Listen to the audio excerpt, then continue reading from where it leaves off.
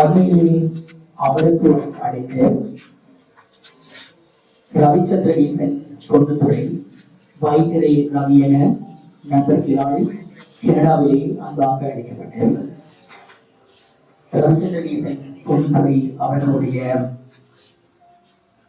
நினைவுகளை பகிர்ந்து கொள்ளும் முகமாக அவரின் நண்பர்கள் குடும்பத்தினரால் ஏற்பாடு செய்யப்படுகின்ற இந்த நிகழ்விலே கலந்து கொண்டு வந்திருக்கின்ற உங்கள் அனைவரையும் அன்போடு வரவேற்றுக் கொள்கிறோம்.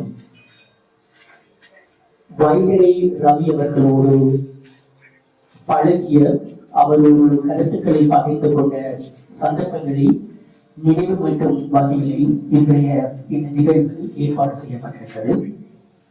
நிகழ்விலே அவரோடு இணைந்து பணியாற்றிய அவரோடு பல்வேறு சந்தர்ப்பங்களில் ஏற்பட்ட பல நண்பர்களும் உறவினர்களும் கருத்தாளர்களும் தங்களுடைய நினைவுகளை பகிர்ந்து கொள்ள வந்திருக்கிறார்கள். இந்த நிகழ்விலே கலந்து கொள்ள வந்திருப்பவர்களும் அவருடைய நினைவுகளை பகிர்ந்து கொள்வதற்கு ஏற்பாடுகள் செய்யப்பட்டிருக்கின்றன. அந்த வகையிலே நிகழ்வை ஆரம்பிப்பதற்கு முன்னர் அமர்ந்து அளித்த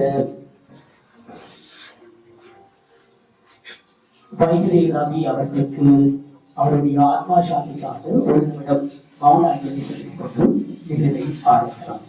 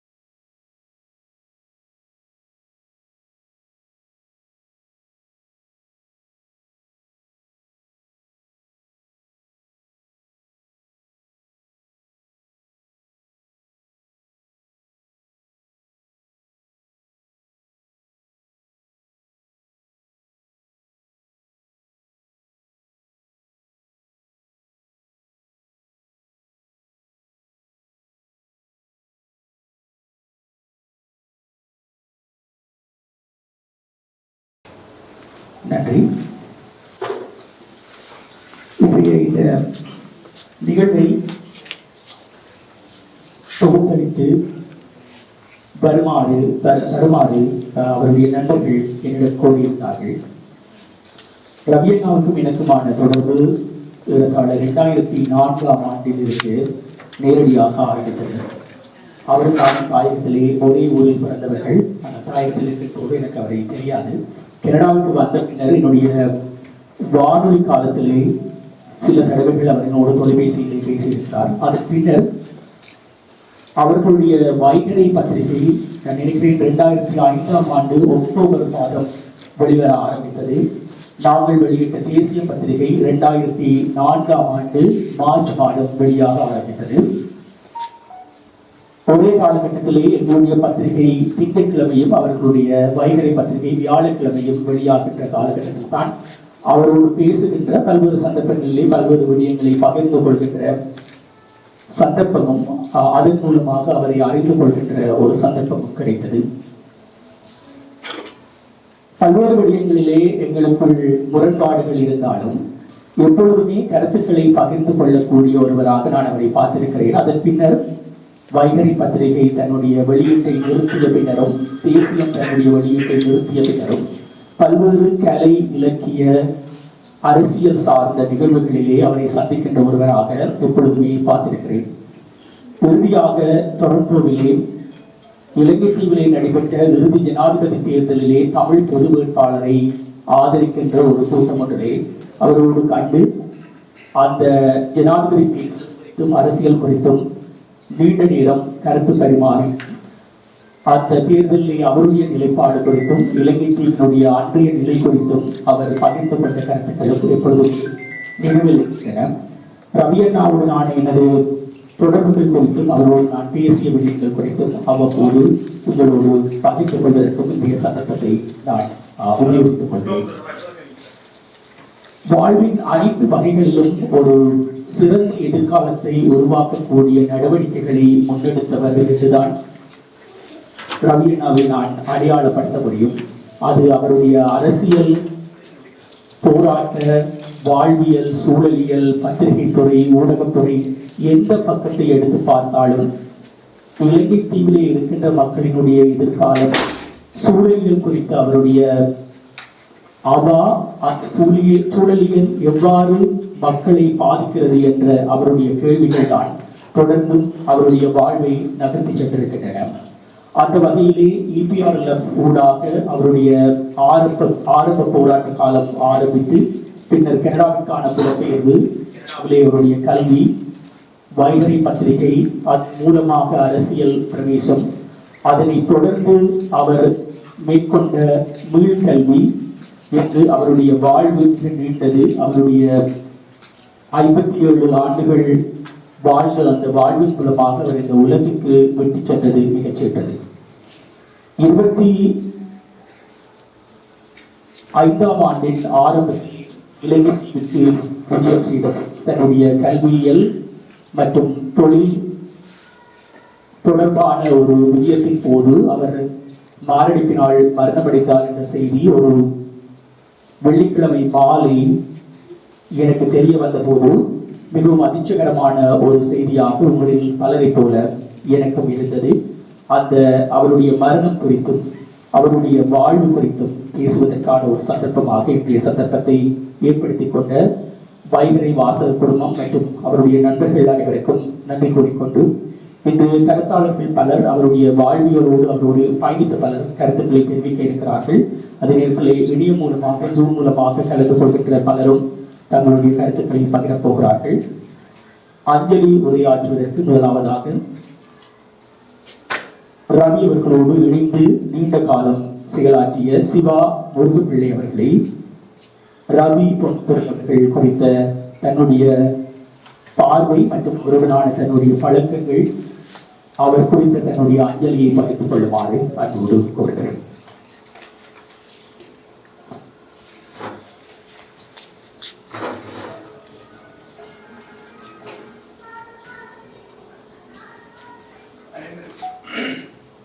அனைவருக்கும் வணக்கம்.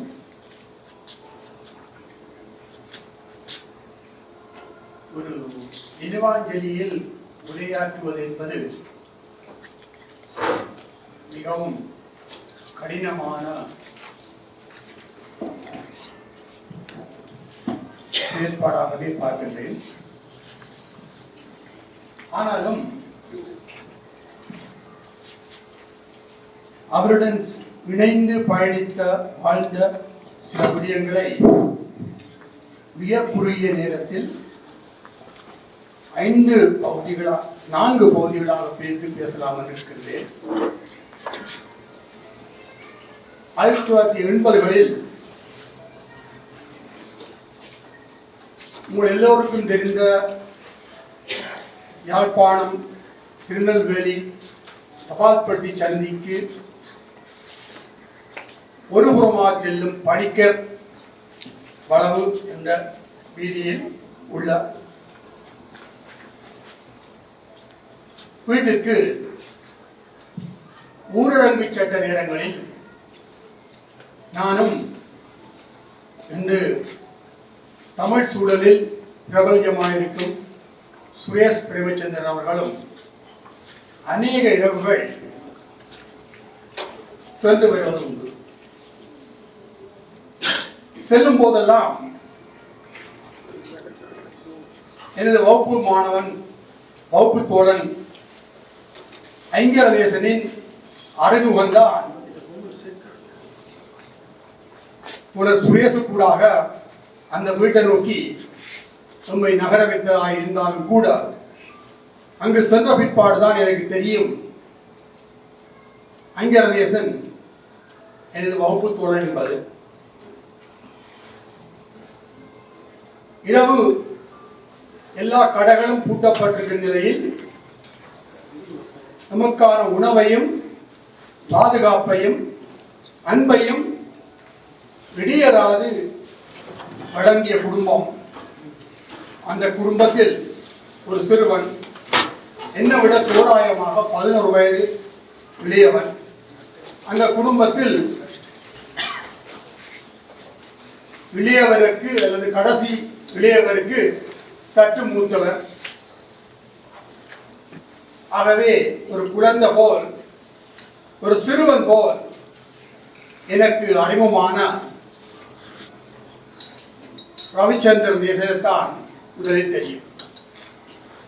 அதிகம் அளவலாவியது இல்லை. அந்த ரவிச்சந்திர நேசன் இந்தியாவுக்கு தனது கல்வி தொடர்வதற்காக சென்றிருந்த போது என்னால் ரவியாக அறியப்பட்டவர். கல்வியுடன் சேர்ந்து மாணவர்கள் மத்தியில், அது தமிழ்நாடு மாணவர்கள் மத்தியில் பலஸ்தீன விடுதலை அமைப்பின் மாணவர்கள் தமிழ்நாட்டில் கல்வி கற்கும் பொழுது அந்த மாணவர்களுடன் என்றாக அவர் தனது மாணவ அரசியல் செயற்பாட்டை செய்த பொழுது எஸ் ரவியாக அறியப்பட்டவர். அதன் தொடர்ச்சியாக தோழர் ரவியாக என்னால் உணரப்பட்ட இலங்கை இந்திய ஒப்பந்தம் கைச்சாத்திடப்பட்ட முக்கியமான காலகட்டத்தில், மிகவும் சிக்கலான காலகட்டத்தில் தமிழ்நாட்டில் பத்மநாப தலைமையிலான EPRF என்ற அமைப்பின் பொறுப்பாளராக பெருமதிமிக்க பொறுப்புகளை வகித்த பொழுது என்று அறியப்பட்டவர் தான் தோழர் ரவி. உங்கள் எல்லோருக்கும் அவரை வைகரை ரவியாக தெரியும். எனக்கு ஈழமுழக்கன் ரவியாக, ஈழச் செய்தி ரவியாக, செந்தல் ரவியாக, ஸ்போக்மன் EPRF ஸ்போக்மன் ரவியாகத்தான் அதிகம் தெரியும். இந்திய ராணுவம் இலங்கையை விட்டு வெளியேறுவதற்கு சற்று முன்பு அவர் கனடாவுக்கு இடம்பெயரும் பொழுது அவர் வகித்த பொறுப்பை ஈழத்திலிருந்து நான் சென்று பொறுப்பேற்க வேண்டும் என்பதாக எனது கட்சி எனக்கு படித்திருந்தாலும் கூட எனக்கு ஒரு அடிப்படையாக ஒரு விஷயம் நீண்ட காலமாக இருந்தது. எனது அரசியல் வேலை, பொது வாழ்க்கை என்பது எந்த பாதுகாப்பு அச்சுறுத்தல் இருந்தாலும் கூட ஈழத்தில் தான் தொடர்வது என்பது. அதன் அடிப்படையில் அந்த பொறுப்பை எனது சகோதரன் வளவன் எடுத்துக்கொண்டார்.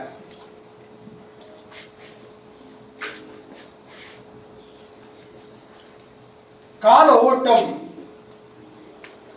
ஈழ விடுதலை போராட்டத்தின் பன்முகத்தன்மை என்பது ஏகதலைமையாக உருவெடுத்து அந்த ஏகதலைமையை எதிர்த்து பன்முகப்படுத்தப்பட்ட தலைமைகள் வெற்றி பெற முடியாமல் தத்தளித்துக் கொண்டிருக்கும் பொழுது அந்த ஏகதலைமையை ஏற்றுக்கொண்டதாக தனது அரசியல் நிலைப்பாட்டை தோழர் ரவி எடுத்துக்கொண்ட பொழுது நமக்குள் அரசியல் முரண்பாடாக நாங்கள் இரு வேறு அணிகளாக பிரிந்திருந்தாலும் கூட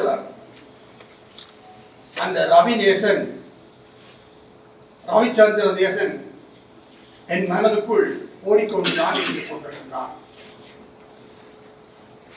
கனடாவுக்கு நானும் இடம்பெயர வேண்டிய சூழல் வந்த பொழுது எனக்கு நெருக்கமான, நாங்கள் எல்லாரும் ஒன்றாக இருக்கும் அரசியல் வேலை செய்யக்கூடிய சூழல் நிலவின காலகட்டத்தில் எனக்கு மிகவும் நெருக்கமான குடும்ப சூழலில் தான் அவனும் வாழ்க்கை அமைத்துக் கொண்டான். நான் இருந்த உடன்மாடி கட்டணமும் ரவி தங்கி இருந்த உடன்மாடி கட்டணமும் எதிரெதிராக இருந்தபடியால் மிகவும் நெருக்கமான ஒரு உறவை நமக்குள் வளர்த்து கொண்டோம். பல ஈழத்து இளைஞர்களும் அவதிகளாக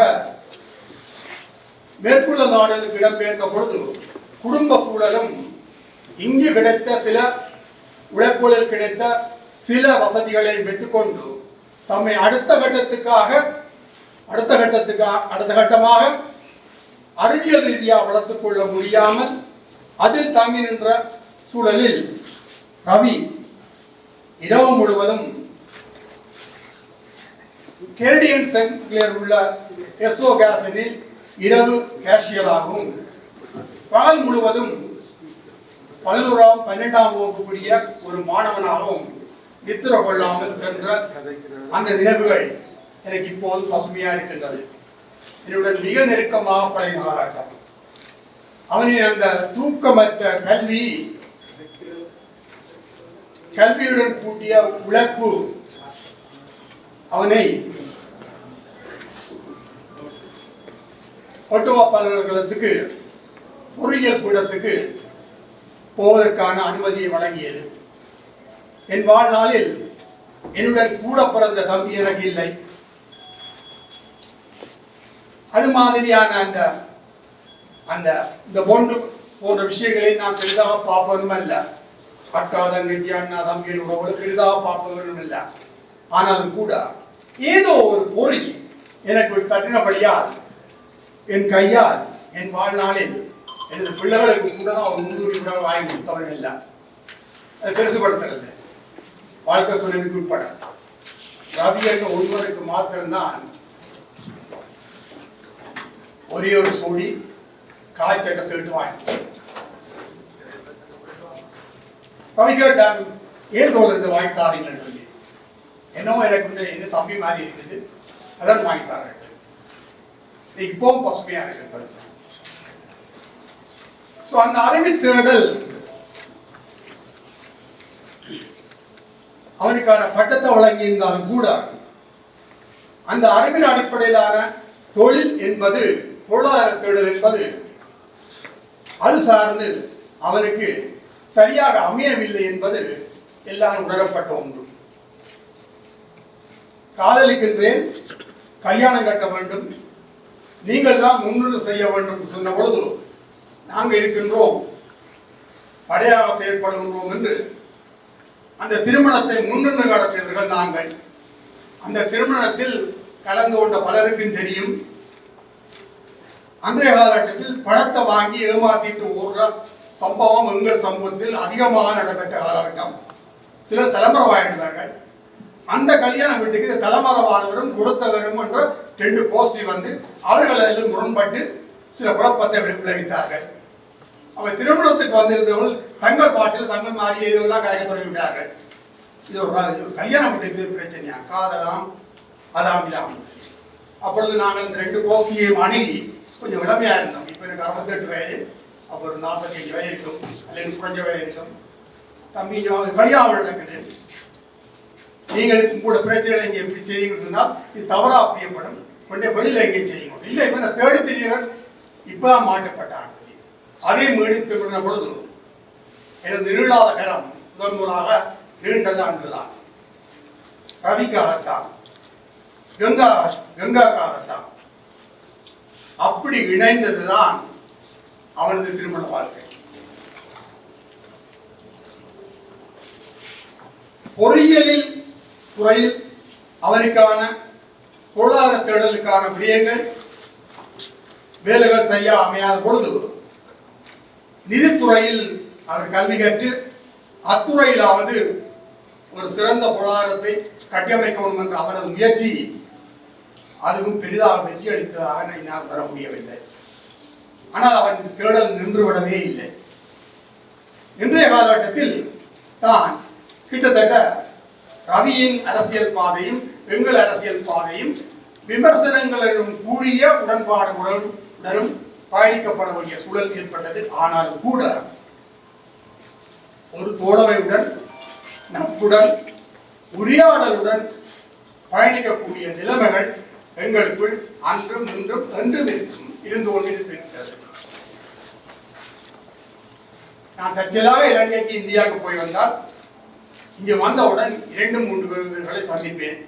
அது ஒரு ஆள் ரவி, இந்த பக்கத்தில் இருக்க இவரை நான் சந்திப்பேன். எங்களுக்கு அரசியல் முரண்பாடு சம்பந்தமான பெரிய தெரிப்போல் எல்லாம் நடந்தது. என்ன சந்திப்பேன். இந்த ஓட்டம் பொருளாதார கட்டுமானத்தை உருவாக்கி கொள்ள வேண்டும், குடும்பத்தை சீராக கொண்டு செல்ல வேண்டும் என்ற இந்த போராட்டத்துக்கூடாக அவர்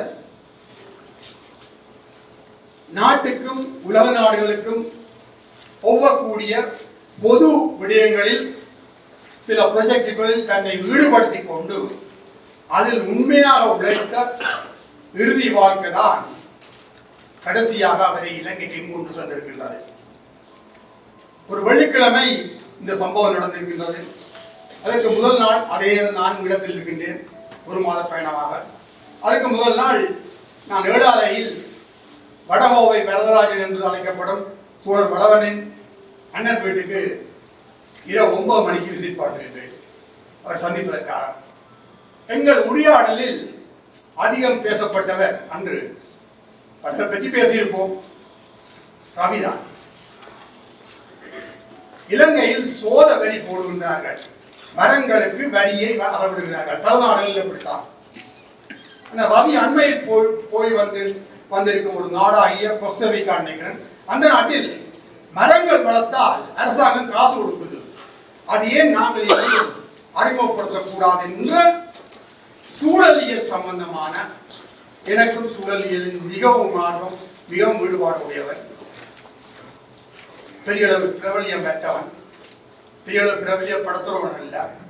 ஆனால் இதில் ஆழமான காரணம் உள்ள வடகோவையர் எனக்கு செய்தி சொன்ன பொழுது மிகவும் சிறப்பான செய்தி என்று நான் ஒவ்வொரு நாள் ஒவ்வொரு தினப்பயணத்தையும் அந்த இரவு 11 மணிக்கு பதிவு செய்தேன். அது எனது வழக்கம். எவ்வளவு முக்கியா இருக்கோ எவ்வளவு நல்லா இருக்கோ இருக்கிற விஷயம் நான் அன்றைய ஒவ்வொரு நாளும் பயணம் பண்றது அன்று இரவு 11 மணிக்கு எழுதி முடிச்சிருக்கேன். ஒரு 450 500 சொல்லில் எழுதி முடிப்பேன். அதில் ரவியை பற்றி பதிவு செய்தேன். அதில் அந்த நாட்டின் பேரை கூட நான் தவறுதலாக குறிப்பிட்ட பொழுது ஒரு நண்பர் வந்து திருப்தி கொண்டார், இல்லை இந்த நாடு நீங்க தவறுதலான பேரை போட்டுக்க, சரியான பேரு தான். அடுத்த நாள் வளம போல 7 மணிக்கு எழுப்பி, விடியற்காலம் 7 மணிக்கு எழுப்பி 7 மணி ஒழுக்கம் இரவு 11 மணி நான் பயணங்களில் ஈடுபடுவேன், சந்திப்புகளில் ஈடுபடுவேன். 7 மணிக்கு எழுப்பி நான் இந்த பயணத்தை ஆரம்பித்த பொழுது ஒரு அரமணித்தியா பயணத்தில் என்னுடன் வந்த இன்னொரு நண்பரும் எனக்கு உதவியா அவர்களும் சொன்னார், கனடாவில் ரவி என்பவர் செத்து போனாராம். இந்த வந்திருக்க ரவி, சிவா, ராஜா எல்லாம் பொதுவான பேர். நான் கேட்டேன், ரவி என்று சொன்ன உடனே நான் கேட்ட கேள்வி, இந்த ரவியா தான் கேட்டேன். நான் என்ன சொல்ல வரேன்றால், ரவி என்பது பலது இருந்தாலும் கூட அடையாளப்படுத்தப்படக்கூடிய ஒரு பேராக ரவி வளர்ந்திருக்கின்றான் என்பதைத்தான் நான் சொல்ல வருகின்றேன். முதல் நாள் பின்னேரம் யாழ் நகரில் சுரேஷ் பிரேமச்சந்திரன் நகரை சுற்றி பார்த்ததாகவும் வடகோவியார் சொன்னார். முதலாம் என்னால் ஏற்றுக்கொள்ள முடியவில்லை, இது நடந்திருக்க முடியாது என்பதுதான் என் பார்வையா இருந்தது. காணும் பொழுதெல்லாம் உடல் ஆரோக்கியத்தோடு இருப்பதாகத்தான் அவரை உணரக்கூடியதா இருந்தது. ஆனால் நடந்து விட்டது.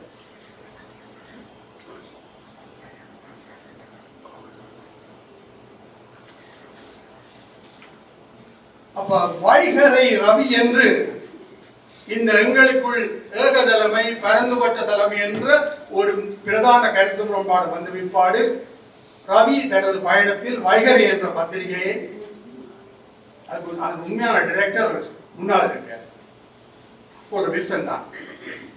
பலருக்கு தெரியாது, அவர்தான் டைரக்டர், எனக்கு தெரியும். அவர் எனக்கு 80ஆம் ஆண்டு காலகட்டத்தில் தெரியும். மிகவும் அற்புதமான திறமையான மனிதர், நெறிப்படுத்தலில் மிகவும் திறமையானவர். அந்த பத்திரிகைக்கான முகமாக ரவி அறியப்பட்ட பத்திரிகை கொண்டு வந்தார். இந்த வைகர ரவி மட்டும்தான் உங்களுக்கு தெரியும். நான் ஏற்கனவே சொன்ன ஈழ முழக்கம், செந்தடல், ஈழச் செய்தி, ஸ்போக்மன் ரவியை உங்களுக்கு தெரியாது. இதுக்கு பின்னால் உள்ள ரவியும் உங்களுக்கு தெரியாது. தாயகம் ஜோர்ஜ் குருசோ 50 முதலீட்டாளர்களை ஒருங்கிணைத்து ஒரு பன்முகப்படுத்தப்பட்ட தலைமையும் பல கருத்துகளும் சொல்லப்படக்கூடிய ஒரு பத்திரிகை புலம்பெயர் தேசத்தில் குறிப்பாக கனடாவில் உருவாக்கப்படணும் என்று உருவாக்கப்பட்ட பூவாளம் பத்திரிகையில் ரவியும் ஒருவர். நான் பார்ப்பது வைகரை ரவியை அல்ல, பூவாளம் ரவியை. ஒரு 6 மாத காலகட்டம் தான் தனது மிகவும் வெற்றிகரமான பாதையை தடம் பதித்தது. நான் சொல்லுவேன், புலம்பெயர் தேசத்தில் அடையாளப்படுத்தப்படக்கூடிய மிக சிறந்த பத்திரிகை செயற்பாட்டை கொண்டிருந்தது பூவாளம் பத்திரிகை தான். இதில் பலருக்கும் தெரியாது, சிலருக்கு நன்றாகவே தெரியும். தர்சன் இருக்க நன்றாகவே தெரியும்.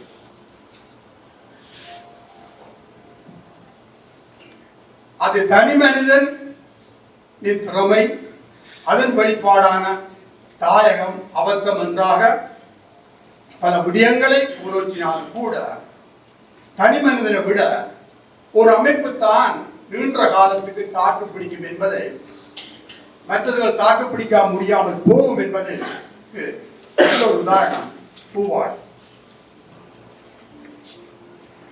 ஒரு நாள் ரவி என்னை கூப்பிட்டார். என்னோட 10 வயது குழந்தைவா இருந்த பொழுதும் நீண்ட நேர உரையாடலுக்காக கூப்பிட்டார். பொருளாதார சிக்கல்கள் இருக்கின்றேன், நீங்க வேலை செய்கிற இடத்தில் சில விடயங்களை செய்யலாமா என்று என்னிடம் கயத்தை விட்டு சொன்னார். நீங்க எத்தனை நாளைக்கு தான் அந்த 45 பேருக்கு மட்டும் உங்களோட கருத்தை சொல்லி கொண்டிருக்க போறீங்க? அது எத்தனை வரைக்கும் விளங்கு வரையில் வந்து அந்த 45 பேருக்கு மட்டும் உங்களோட கருத்தை சொல்லி கொண்டிருக்க போறீங்க.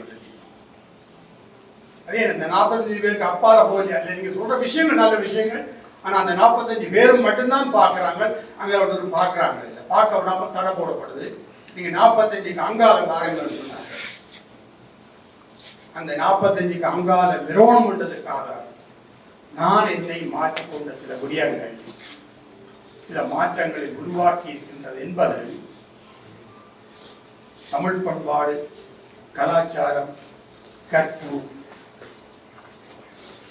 முறைமை, மூத்த குடி என்று பேசியவர் கூட இந்த புத்தகத்துக்குள்ளும் ஒரு மார்க்சிய கருத்து இருக்கின்றது, சமத்துவ கருத்து இருக்கின்றது என்று கூட்டத்தில் என்ன சுட்டிக்காட்டி பேச வேண்டிய சூழ்நிலை வந்ததுக்கு ரவி எனக்கு சொன்ன விடயம்தான், அதில் என்ன சிந்திக்க வைத்த விடயம்தான் முக்கிய காரணமா இருக்கின்றது. அதுக்கு நான் இன்னும் ஆழமாக போக விரும்பவில்லை.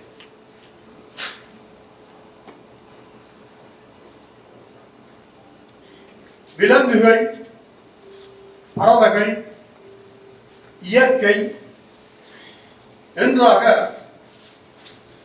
எல்லா ஜீவராசிகளிடமும் அன்பும் ஆதரவும் அரவணைப்பும் அழகியலும் தேடலும் என்றாக அவை ஓடிக்கொண்டே இருந்தான். வாழ்க்கையில் ஏற்பட்ட சிற்சில பிரிவுகள் அவனை அங்கு நோக்கி ஓட வைத்ததோ என்று எனக்குள் நான் யோசித்துக் கொள்வது உண்டு. அது உண்மையும் இருக்கலாம், பிழையும் இருக்கலாம். தனது குழந்தைகள் மீது அளப்பரிய நம்பிக்கையும் ஒரு தந்தைக்குரிய பெருமிதங்களும் எப்பொழுதும் அவனிடம் இருந்து கொண்டே இருந்தது. யாரையும் அவன் குறை கூறி கதைத்தான் நான் கேள்விப்படவே இல்லை. என்னுடன் பேசும் பொழுது அவனது புகைப்படத்துக்குள் அடங்கிய அத்தனை பறவைகளையும், கனடாவிற்கும் குளிர்கால பறவைகளையும் ஒவ்வொரு வரியாக நான் அவனது இணையதளத்தில் வாதித்திருக்கின்றேன், எனக்குள் மகிழ்ந்திருக்கின்றேன். அந்த தேடலுக்குரிய அந்த ஆழத்தை நான் புரியக்கூடிய மாதிரி இருந்தது. அவனது கேமராவுக்குள் அழகாகவே அவை பதியப்பட்டிருந்தன. என்னையும் கருப்பு வெள்ளையாக சில அழகான படம் எடுத்துக் கொண்டான். என்னை அவனுக்கு கருப்பு வெள்ளையாக தெரியும், கருப்பாக மட்டும் தெரியாது, வெள்ளையாகவும் தெரியும்.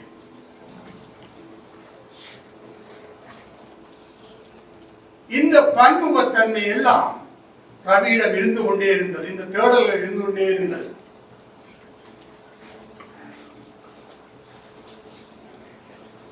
அப்ப ரவி வைகர ரவியா இல்லை, அது ஒரு சிறு அடையாளம்.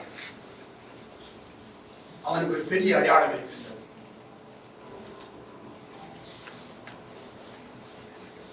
காதல் மனைவியுடன் அதனால் உருவாக்கப்பட்ட பிள்ளைகளுடன் அதனால் உருவாக்கப்பட்ட சொந்த பந்தம் உறவு புங்குடுதீவு கோயில்கள் பணிக்கர் வளவு என்றாக எல்லாமுமாக இணைந்து அவன் பயணித்திருக்கக்கூடிய எல்லா அம்சங்களும் அவனிடம் இருந்தும் இதில் சித்தில இடநிறுத்தங்கள் நடந்தது என்பது எனக்கு மனத்துக்குள் வருத்தம்தான். அவனின் பெரிய தகப்பன் அவனை காணக்கு முன்பே சங்கீத வாத்தியராக எனக்கு பத்தமேனியில் அறிமுகமானார்கள். அவனது பெரிய அண்ணனும் அடுத்த ஒண்டவட்ட அண்ணனும் எனக்கு யாழ்ப்பாண பல்கலைக்கழகத்திற்கு முன்பு யாழிந்த கல்லூரியிலும் அறிமுகமானார்கள்.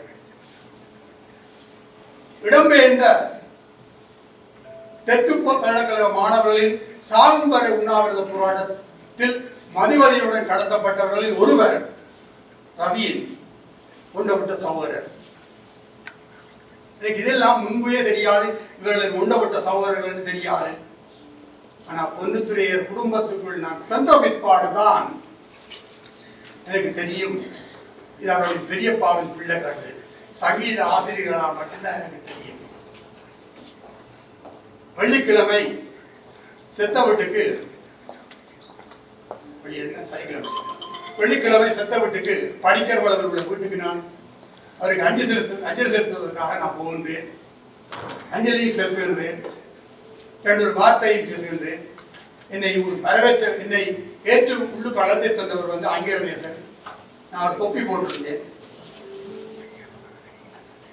அவர் என்ன இனம் காணவில்லை. கடந்தவரிடம் போகும்போது அவரை தேடி போய் கலைத்திட்டு வந்தேன். தமிழ் தேசிய பசுமை இயக்கம் என்று சொல்ற கந்தன்படத்தில் உள்ள அவரது அலுவலகத்துக்கு எங்களுக்கு அரசியல் ரீதியான முரண்பாடு இருந்தால் நட்பு ரீதியாக கண்டு கலைத்திட்டு வந்திருக்கேன். நாங்கள் வெளியில் வந்த ஒரு 3 மணித்தியாலம் வந்த மற்றவருடன் இருக்கும் பொழுது என்ன கிட்ட வந்து அங்கே சொன்னார், எனக்கு இன்னும் உங்க பார்த்தா ஈசுக்குட்டி மாதிரி இருக்கிறது. என் சொந்த பேர் ஈஸ்வரமூர்த்தி. நான் தொப்பி ஒன்று போட்டிருந்தேன், வேற விதமான தொப்பி ஒன்று போட்டிருந்தேன். எனக்கு என்ன உங்களை பார்த்தா ஈசுக்குட்டி மாதிரி இருக்கு. அந்த ஈசுக்குட்டி தான் நான் எங்க அவங்க அங்கு வந்திருந்தார். நமது ஆறுதல்களை ஏற்றுக்கொண்டார். இன்னும் பலரும் பேச இருக்கின்றார்கள். என்ன விட பல விடயங்களை உங்களுடன் பகிர்ந்து கொள்வார்கள். வாய்ப்புக்கு நன்றி.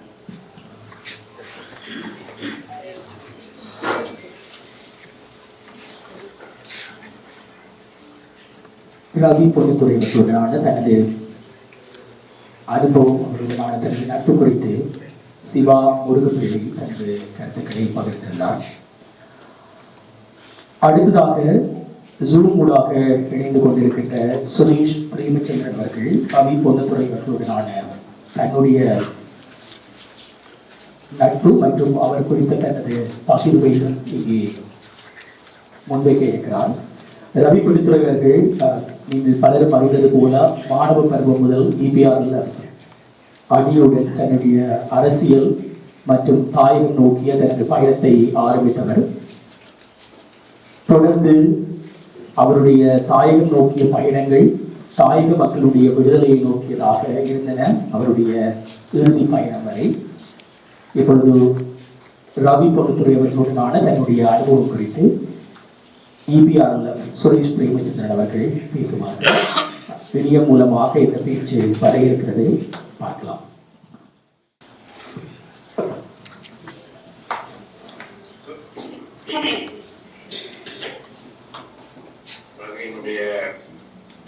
எண்ணங்கள், கருத்துக்கள், அவர்களுடன் பழகிய நாட்கள் போன்றவற்றை கலந்துரையாட வந்திருக்கும் அனைவருக்கும் எனது காலை நேர வணக்கங்கள். ரவி தன் வேறுபட்ட பெயர்களால் அழைக்கப்படுகின்றார். எங்களுக்கு அவர் கெஸ்ட் தான் என்று குறிக்கின்றார். கெஸ் என்பது ஜெனரல் யூனியன் ஈழம் ஸ்டூடெண்ட்ஸ் என்ற ஈழ மக்கள் புரட்சிகர விடுதலை முன்னணியினுடைய மாணவர் அணியினுடைய பெயர். அதே சமயம் கனடாவில் அவர் வைகர ரவியாக அழைக்கப்படுகின்றார். ஆகவே அவர் பல்வேறுபட்ட தளங்களில் இருந்து தனது பணிகளை ஆற்றி வந்திருக்கின்றார். நான் இப்பொழுது உங்களுடன் பேசிக் கொண்டிருக்கும் இதே இடத்தில் இருந்துதான் இறுதியாக அவர் தனது பல்கலைக்கழக பேராசிரியருடன் பேசிக் கொண்டிருந்தார். இரவு 12 மணிக்கு அவருக்கும் அவரது பல்கலைக்கழக பேராசிரியருக்கும் இடையில் அவரது கல்வி தொடர்பான அவரது ப்ரொஜெக்ட் தொடர்பான பேச்சுக்கள் இடம்பெற்றுக் கொண்டிருந்தது. ஏற்கனவே கூறியது போன்று அதற்கு முதல் நாள் அவரது கேமராவில் இருக்கக்கூடிய இறுதி படங்கள் அனைத்தும் அவர் அன்று காலை பண்ணையில் நானும் அவரும் சூரியன் வருகின்ற பொழுது அதிகாலையில் எடுத்த பல படங்கள் தான் அவரது கேமராவில் இருக்கக்கூடிய இறுதி படங்களாக இருக்கும் என்று நான் நம்புகின்றேன். அதற்கு முன்னால் யாழ்ப்பாணத்தில் நடந்த ஒரு எக்ஸிபிஷன், அதில் நாங்கள் சென்று அதனையும் பார்வையிட்டு அதிலும் அவர் பல படங்களை அவர் எடுத்திருந்தார். அவர் இறுதி அவர் இப்பொழுது மாத்திரமல்ல, அவர் ஈழத்துக்கு வரும் பொழுது, யாழ்ப்பாணம் வருகின்ற பொழுது மிக கூடுதலாக அவர் என்னுடன் தங்கியிருப்பது பலவை. முக்கியமாக எங்களுக்கு இருக்கக்கூடிய துறை நேரங்களெல்லாம் பல்வேறுபட்ட விஷயங்களை எங்களுக்குள் விவாதித்துக் கொள்வதற்கு அது ஒரு சிறந்த சந்தர்ப்பமாக அவருக்கும் இருந்தது, எனக்கும் இருந்தது. ஆகவே அந்த வகையில் அவர் கடந்த முறையும் சரி, இந்த முறையும் சரி, அதற்கு முன்பும் சரி வருகிற பொழுது மிக பெருமளவில் என்னுடனே தங்கியிருந்ததன் காரணமாக நாங்கள் பல விஷயங்களை பேசுவதற்கான சந்தர்ப்பங்கள் கிடைத்தது. அவர் இறந்ததற்கு அடுத்த நாள் காலை நாங்கள் முல்லைத்தீவு போவதற்காக ஏற்பாடுகள் செய்திருந்தோம். அதைத் தொடர்ந்து மன்னார் செல்வதற்கு ஏற்பாடுகள் செய்திருந்தோம். ஆனால் அவை அனைத்தும் இல்லாமல் போன சூழல் தான் ஏற்பட்டது. அவர் மாணவராக இந்தியாவில் அவர் செயற்பட்ட பொழுது ஈழ விடுதலையை நோக்கி ஈழ மாணவர்களை மாத்திரமல்லாமல் இந்திய மாணவர்களை அணிதிரட்டுவதிலும் அவரது பங்கு ஒரு பாரிய பங்காக இருந்தது. இந்திய மாணவர்கள் மாத்திரமல்லாமல் ஒரு கட்டத்தில் எமக்கும் பாலஸ்தீன விடுதலை இயக்கத்துக்கும் இருந்த தொடர்புகளின் அடிப்படையில் பாலஸ்தீன மாணவர்களுக்கும் எங்களுக்கும் இடையிலான நெருக்கங்களை அவரது பங்கு அதற்கு பிற்பாடு வடகிழக்கு மாகாண சபை உருவாக்கப்பட்ட பொழுது தோழர் வளவன், தோழர் ரவி, சார்பேஸ் போன்றவர்கள் பின்தளமான தமிழகத்திலிருந்து அவர்களது செயற்பாடுகள் மிக அதிகமாக இருந்தது. எங்களுக்கான பல்வேறுபட்ட தேவைகளை இவர்கள் தான் அங்கிருந்து பூர்த்தி செய்து கொண்டிருந்தார்கள். அவை வடகிழக்கு மாகாண சபை என்று உருவாக்கப்பட்ட பொழுது அவரது பங்களிப்பு நிச்சயமாக அது மிக பெருமளவில் அவரது பங்களிப்பு என்பது இருந்தது. வடகிழக்கு மாகாண சபை என்பது இவ்வளவு தூரம் தமிழ் மக்களுக்கு கை கொடுக்கும் என்பது பல்வேறுபட்ட தரப்புகளிலும் இன்று பல்வேறுபட்ட கேள்விகளாகவும் பல்வேறுபட்ட விமர்சனங்களாகவும் இருக்கிறது. அதே சமயம் இன்றைய கைவசம் இருக்கக்கூடிய தமிழ் மக்களுக்கான ஒரு அரசியல் அழகாக அதிகாரமாக இருக்கக்கூடியது அந்த மாகாண சபை தான். அந்த மாகாண சபையை கொண்டு வருவது, அதனை உருவாக்குவதில் வடகிழக்கு இணைப்பை கொண்டு வருவது போன்ற பல விஷயங்களில் பல்வேறுபட்ட தோழர்களுடைய பங்களிப்புடன் ரவியின் பங்களிப்பு என்பது மிக மிக முக்கியமான ஒரு பங்களிப்பாக இருந்தது.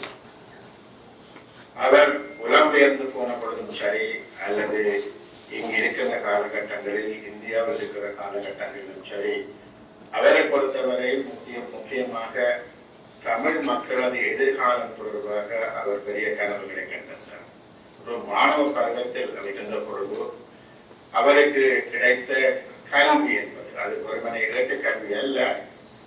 எமது கட்சியினூடாக அவருக்கு கிடைத்த ஒரு ஒரு அடித்தட்டு மக்களுடைய விடுதலை தொடர்பான அல்லது ஈழ விடுதலை போராட்டத்தில் அந்த மக்களுடைய பங்களிப்புகள் தொடர்பான அவரது எண்ணம் என்பது ஆழ மனதில் இருந்ததன் காரணமாக எவ்வாறான ஒரு சமுதாயம் ஈழத்தில் உருவாக வேண்டும் என்பதில் அவர் அக்கறையாக இருந்தார். ஆரம்பத்தில் இருந்து இறுதி வரை அந்த அக்கறையுடனே அவர் பணிபுரிந்தார் என்பதும் நாங்கள் மனதில் கொள்ளத்தக்கவர்கள் என்று நான் நம்புகின்றேன். அவரது குடும்பத்துடனான எனது உறவு என்பது அது நான் இந்தியாவில் கல்வி கற்ற காலத்திலிருந்து அவரது குடும்பத்துடனான உறவு என்பது எனக்கு ஒரு நெருக்கமான உறவாக இருந்தது. அவரது குடும்பத்தில் அனைத்து தரப்புகளும் தாய் தந்தை உட்பட அனைவருடனும் எங்களது அந்த எனது உறவுகள் என்பது மிக நீண்ட காலமாக இருந்து வந்தது. ஆகவே ரவியை பொறுத்தவரை அவருக்கும் எனக்கும் ஒரு நியாயமான வயசு வித்தியாசங்கள் இருந்தாலும் கூட அவர் அவரை ஊக்கப்படுத்தி அவர் பல்வேறுபட்ட அரசியல் நடவடிக்கைகளில் ஈடுபடுவதற்கும் நாங்கள் ஒரு முக்கியமான பங்களிப்பை நாங்கள் செய்திருந்தோம். அவரை பொறுத்தவரை நான் அவரிடம் பார்த்த சில விடயங்கள் என்று சொன்னால், தான் கொண்ட கொள்கையில் உறுதியாக இருப்பது, நம்பிக்கையான, நேர்மையான, விசுவாசமான, தோல்விகளை கண்டு அஞ்சாத, பிழையை சுட்டிக்காட்டக்கூடிய பல்வேறுபட்ட அந்த அம்சங்கள் அனைத்து நிச்சயமாக அவருடன் இருந்தது. நேருக்கு நேரே அவர் பல்வேறுபட்ட தோழர்களிடம் அவர் கேள்விகளை கேட்டிருக்கின்றார். அவ்வாறு அவரை பொறுத்தவரை அந்த அடிப்படையில் தான் அவரது செயல்பாடுகள் இருந்தது. நான் நம்புகின்றேன் கனடாவிலிருந்து வைகரை என்ற பத்திரிகை கொண்டு வந்த பொழுது அது முக்கியமாக தோழர் வளவன், தோழர் வில்சன், தோழர் ரவி போன்ற மூவர் தான் அதுக்கு முக்கிய காரணிகளாக இருந்தார்கள். அது நிச்சயமாக பல்வேறுபட்ட மாற்று கருத்துக்களுக்கு ஒரு இடம் கொடுக்கக்கூடிய ஒரு பத்திரிகையாக, பல்வேறுபட்ட அன்றைய தேவைகளை அது கொண்டு வரக்கூடிய ஒரு பத்திரிகையாக அது செயல்பட்டது என்பதும், அது எவ்வளவு பிரச்சனைகளை எதிர்நோக்கியது என்பதையும் நான் தோழர்கள் மூலம் நான் அறிந்திருக்கின்றேன்.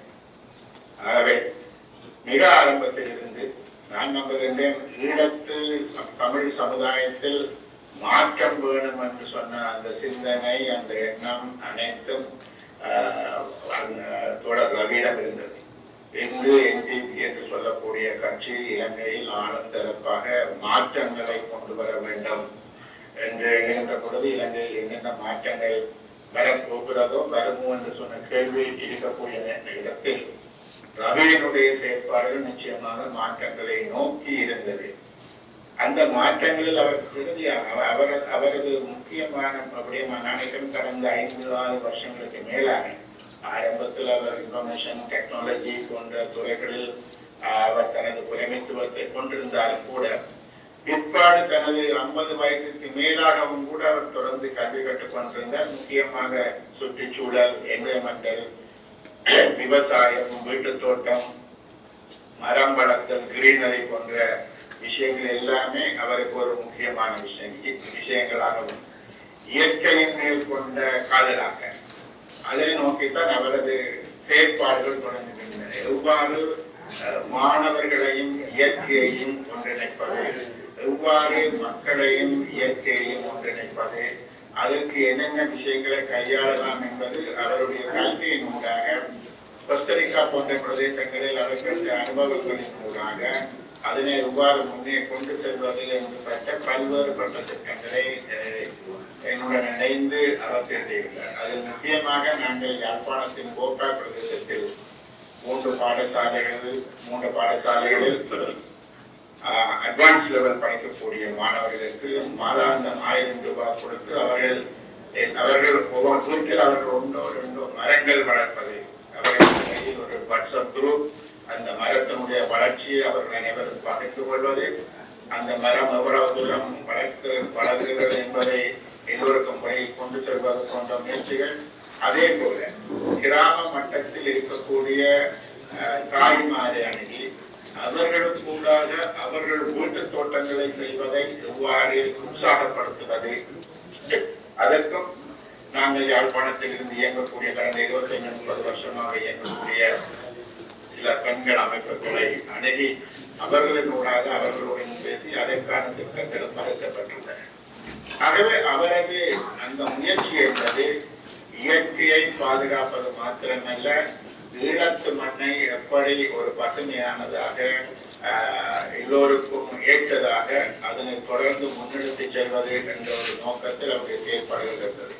யாழ்ப்பாண செம்மண் பிரதேசம் என்பது இப்பொழுது ஒரு கொங்கிரீட் ஜங்கிளாக மாறி வரக்கூடிய ஒரு சூழ்நிலையில் யாழ்ப்பாணத்தில் இருக்கக்கூடிய உணவு பயிற்சியை செய்யக்கூடிய நிலங்கள் எல்லாமே ஒரு வீடுகளாக நிறைந்து கொண்டிருக்கக்கூடிய சூழ்நிலையில் வடக்கை குறிப்பாக வடக்கு மாகாணத்தையாவது குறைந்தபட்சம் அப்படி ஒரு பசுமையான பிரதேசமாக மாற்றுவது என்ற எண்ணம் இருக்கிறது. என்னால் இப்பொழுது உண்மையாகவே நாங்கள் யாழ்ப்பாணத்தில் செய்யப்பட்ட பல்வேறுபட்ட உணவு உற்பத்திகள் அற்றுப்போகக்கூடிய ஒரு சூழ்நிலையில் அது வெங்காயமும் மிளகாயும் கத்திரிக்காயும் எல்லாமே நாங்கள் கிளிநொச்சியிலும் தம்புள்ளையிலும் தங்கி இருக்க வேண்டிய ஒரு காலகட்டத்துக்கு நாங்கள் மாறிக்கொண்டிருக்கிறோம். அவ்வளவு வேகமாக யாழ்ப்பாண மண் என்பது ஒரு கொங்கிரீட் ஜங்கிளாக மாறிக்கொண்டு வரக்கூடிய சூழ்நிலையில் ரவி போன்றவர்களுடைய இழப்பு உண்மையிலேயே மிக மிக பெரிய இழப்பாகத்தான் நான் கருதுகின்றேன். இப்பொழுது நாங்கள்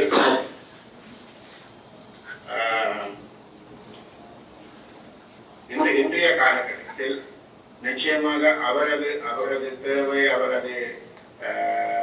இறந்திருந்தால் அவர் செய்யக்கூடிய பணிகள் அவர் ஆரம்பித்த பணிகள் என பல பணிகள் முன்னே விழுந்து கிடக்கின்றது. ரவியை பொறுத்தவரையில் இன்றைக்கு ரவி ஒரு வீசப்படுபவனாக உங்களில் நீங்கள் ஒரு அஞ்சலி தெரிவிப்பதற்கு கூடுவதாக இருந்தால் நிச்சயமாக ரவியினுடைய பத்திரிகை பங்களிப்புகளுக்கு மேலாக ரவியினுடைய சமூகத்திற்காக அவர் செய்த பங்களிப்புகள் என்பதும் தமிழ் மக்களுடைய விடுதலைக்காக அவர் செய்த பங்களிப்புகள் என்பதும் நிச்சயமாக எங்களால் மறக்க முடியாதவை. ஆகவே அவர் அதுக்கு மேலதிகமாக அவர் எவ்வளவு தூரம் தனது பிள்ளைகளை தனது குடும்பத்தை நேசித்தார் என்பதும் அவரது சொல்லுக்கு சொல்ல எவ்வளவு தூரம் அவர்கள் மீது அவர் அக்கறை கொண்டிருந்தார் என்பதும் நான் நேரடியாக அவர் மூலம் அறிந்த விஷயங்கள் மாத்திரமல்ல. இங்கு வந்த பொழுது கூட அவர் தனது சகோதரத்தினுடைய பிள்ளைகள் அந்த பிள்ளைகளினுடைய முன்னேற்றம் அவர்களுடைய வளர்ச்சி அவருடைய எதிர்காலம் கொண்டு அவர் எவ்வளவு தூரம் அக்கறையாக செயற்பட்டார் என்பதும் நான் நேரடியாக கண்டு உணர்ந்த விஷயங்கள். ஆகவே என்னை பொறுத்த வரையில் ரவி என்பது எனது குடும்பத்தில் ஒருவனாக இருந்தவர். மிக அவர் மாணவனாக இருந்தது மாற்றமல்லாமல் இறுதி வரையில் ஏதோ ஒரு வகையில் அவர் என்னுடன் இருந்து எனது வீட்டில் மரணித்து போக வேண்டிய ஒரு துப்பாக்கிய நிலையும் ஏற்பட்டது. அவரது செயற்பாடு நினைத்தும் அவர் நீண்ட கால கனவுகளை கொண்டிருந்தார். அவர் நிச்சயமாக அவரது விருப்பங்கள் நிறைவேறுவதற்கு பல வருஷங்கள் தேவைப்பட்டிருந்தன. ஆனால் மிக விரைவாக திட்டங்களை தீர்த்துவிட்டு மிக விரைவாக எங்களிடமிருந்து விடைபெற்றுக் கொண்டார் என்றுதான் நான் நம்புகின்றேன். ஆகவே அவர் நிச்சயமாக ஒரு புலம்பெயர்ந்து போயிருந்தாலும் கூட தொடர்ச்சியாக ஒருமனை வாய்வீச்சல் அல்லாமல் ஈழத்து மண்ணுடன் தனது உறவுகளை நெருக்கமாக்கிக் கொண்டவர். தன்னால் என்னென்ன வழிகளில் எல்லாம் அந்த மக்களுக்கு சேவை செய்ய முடியுமோ எப்படியெல்லாம் அதனை ஒரு சரியான வழிமுறையில் கொண்டு செல்ல முடியுமோ அதனை தனக்கு இயன்ற வரையில் தனது பல்கலைக்கழகத்துடன் இணைந்து பல்கலைக்கழகத்தையும் அதை நோக்கி திருப்பி அவர் அந்த வேலையை செய்தார் என்றுதான் நான் நம்புகின்றேன். அவரது பேராசிரியருடன் அவரது இறப்புக்கு பிறகு நான் 2 முறை பேசக்கூடிய சந்தர்ப்பங்கள் கிடைத்தது. இலங்கையில் இருக்கக்கூடிய கொழும்பில் இருக்கக்கூடிய ஒரு சிங்கள பேராசிரியர் அவரை பற்றி என்னுடன் குறிப்பிடுகிற பொழுது மிக பெருமையாக குறிப்பிட்டார். ரவியினுடைய செயற்பாடுகள் அவருடைய செயற்பாடுகள் எவ்வளவு தூரம் கொழும்பிலும் சரி அல்லது யாழ்ப்பாணத்திலும் சரி யாழ்ப்பாண பல்கலைக்கழகத்துடன் அவர் கடந்த வருஷம் இணைந்து செய்த பங்குகள் என்பது மிகப்பெரியது. அதன் போது பிலிப்பைன்ஸில் இருந்தும் இந்தியாவிலிருந்தும் பாகிஸ்தானிலிருந்தும் பல்வேறுபட்ட மாணவர்களுடன் அவர்களையும் அழைத்து வந்து யாழ்ப்பாண பல்கலைக்கழகத்தில் நான் நம்புகின்றேன் அப்படி ஒரு புதிய விடயத்தை யாழ்ப்பாண பல்கலைக்கழக மாணவர்களுடன் சேர்ந்து ஆரம்பித்தது மாத்திரமல்லாமல் அந்த நேரத்தில் பல்வேறுபட்ட குழுக்களை உருவாக்கி யாழ்ப்பாணம் மன்னார் முல்லைத்தீவு போன்ற இடங்களில் பல்கலைக்கழக மாணவர்களாக நாங்கள் ஏற்கனவே பேசிய பல விடயங்களை அவர்களூடாகவும் அவர் முன்னெடுத்த விஷயங்கள் எல்லாம் நடந்திருந்தது. இது நிச்சயமாக அவரது கனடா பல்கலைக்கழகத்தில் அவரது அந்த செயற்பாடுகள் என்பது ஊக்குவிக்கப்பட்டது மாத்திரமல்ல அது முக்கியமான விடயமாகவும் அவர்களால் பேசப்பட்டு அவர்களது பத்திரிகைகளிலும் அது வெளியிடப்பட்டதாக நான் அறிகிறேன். ஆகவே அந்த வகையில் உண்மையாகவே ரவியினுடைய செயற்பாடுகள் என்பது தொடர்ந்து பேசக்கூடிய வகையில் அவர் வெறுமனே பிறந்தோம் வாழ்ந்தோம் என்று இல்லாமல் தனது மண்ணுக்கு தனது மக்களுக்கு எதிர்காலத்திற்கு நிச்சயமாக அவர்களது பணிகள் என்பது என்னை பொறுத்தவரையில் அளப்பரிய பணிகள். நான் நம்புகின்றேன் நாங்கள் இருக்கும் வரையில் குறைந்தபட்சம் ஈழமற்ற புரட்சிகர விடுதலை முன்னணி இருக்கும் வரையில் தோழர்கள் இருக்கும் வரையில் அவரது பெயர் என்பது எப்பொழுதும் உச்சரிக்கப்பட்ட பெயராக அவர் பற்றி பேசுகின்ற ஒரு விடயமாக இருக்கும். அவரது போட்டோகிராஃபி என்பது மிக மிக முக்கியமானது. நான் நம்புகின்றேன். அதை முழுமையாக பார்த்தவன் இல்லை, ஆனால் நிச்சயமாக அது அவரது கேமராவில் அவரது வீட்டில் அந்த விடயங்கள் இருக்கக்கூடும். அவற்றை தொகுத்து அவரது பெயரில் அந்த விடயங்களை வெளிக்கொண்டு வருவது என்பது சில சமயம் அவரது பெயருக்கு நாங்கள் செய்யக்கூடிய ஒரு பங்காகவும் இருக்க முடியும். இதில் கலந்து கொள்வோர் அதனை பற்றி சிந்திப்பது நன்றாக இருக்கும் என்று நம்புகின்றேன். ஏனென்றால் கனடாவிலும் சரி இலங்கையிலும் சரி தொடர்ச்சியாக தனது மிக பெரிய வேலைப்பழுக்கள் குடும்ப சுமைகளுக்கு மத்தியில் என்னை பொறுத்தவரையில் மிக ஆழமாக இந்த விடயங்களை நடத்தி சென்றவர் என்று சொன்ன அடிப்படையில் தோழர் ரவி எப்பொழுதும் எங்களால் விரும்பக்கூடிய நிச்சயமாக எல்லோருக்கும் வழிகாட்டக்கூடியவனாக அவர் தன்னை வளர்த்துக் கொண்டிருந்தார். பல விடயங்களை முன்னெடுத்து செல்லக்கூடிய தகுதி தராதரம் அனைத்தும் அவருக்கு இருந்தது என்று நான் நம்புகின்றேன். அந்த வகையில் அவரது பெயர் நிலைத்து நிற்பதற்காக வேண்டும் அவர் கடந்த காலங்களில் எடுத்த படங்கள் உட்பட என்னென்ன விடயங்களை நாங்கள் எதிர்கால சந்ததிக்கு விட்டு செல்ல முடியுமோ அதனை செய்வது சிறப்பாக இருக்கும் என்று நம்புகின்றேன். நன்றி, வணக்கம். நேரடியாக அந்த கருத்துக்களை வழங்கிய அவருக்கு நன்றிகளை தெரிவித்துக் கொண்டு ரவி பொன்னுத்துரை அவர்கள் பற்றி பேசுகின்ற போது அவருடைய போராட்டம் அவருடைய வாழ்வியல் குறித்து எந்தளவு பேசப்படுகிறதோ, குறிப்பாக அவருடைய வாழ்வின் இறுதி வருடங்கள் குறித்து பேசுகின்ற போது சுற்றுச்சூழல், அதற்கான ஆய்வு, அதற்கான அவருடைய பயணம், அது குறித்த தன்னுடைய கல்வி என்று பல்வேறு விடயங்கள் பலராலும் குறிப்பிடப்படுகிறது. அந்த சுற்றுச்சூழல் குறித்த ஆய்வு நோக்கிய அவருடைய மாற்றம் அவருடைய இறுதி நாட்களில் பெருமளவிலே வரையறுத்தது. ஆர்வமுள்ள சுற்றுச்சூழல் ஆர்வலராக தன்னை நிலைநிறுத்திக் கொள்வதற்கும் அது குறித்த பல்வேறு கருத்து பரிமாற்றங்களுக்கும் அது உதவியது. அந்த வகையிலே தான் ரவி பொன்னுத்துரை அவர்கள் குறித்த அடுத்த கருத்தாளருடைய பங்களிப்பும் ரவி பொன்னுத்துரை அவர்களுடனான அவருடைய தொடர்பும் தன்னுடைய கருத்துக்களும் அமைய இருக்கின்றன. நவஜீவன் ஆனந்தராஜ் ரவி பொன்னுத்துரை அவர்களுடனான தன்னுடைய தொடர்பு மற்றும் அவர் குறித்த தன்னுடைய நினைவு பகிர்வை உங்களோடு பகிர்ந்து கொள்கிறார்.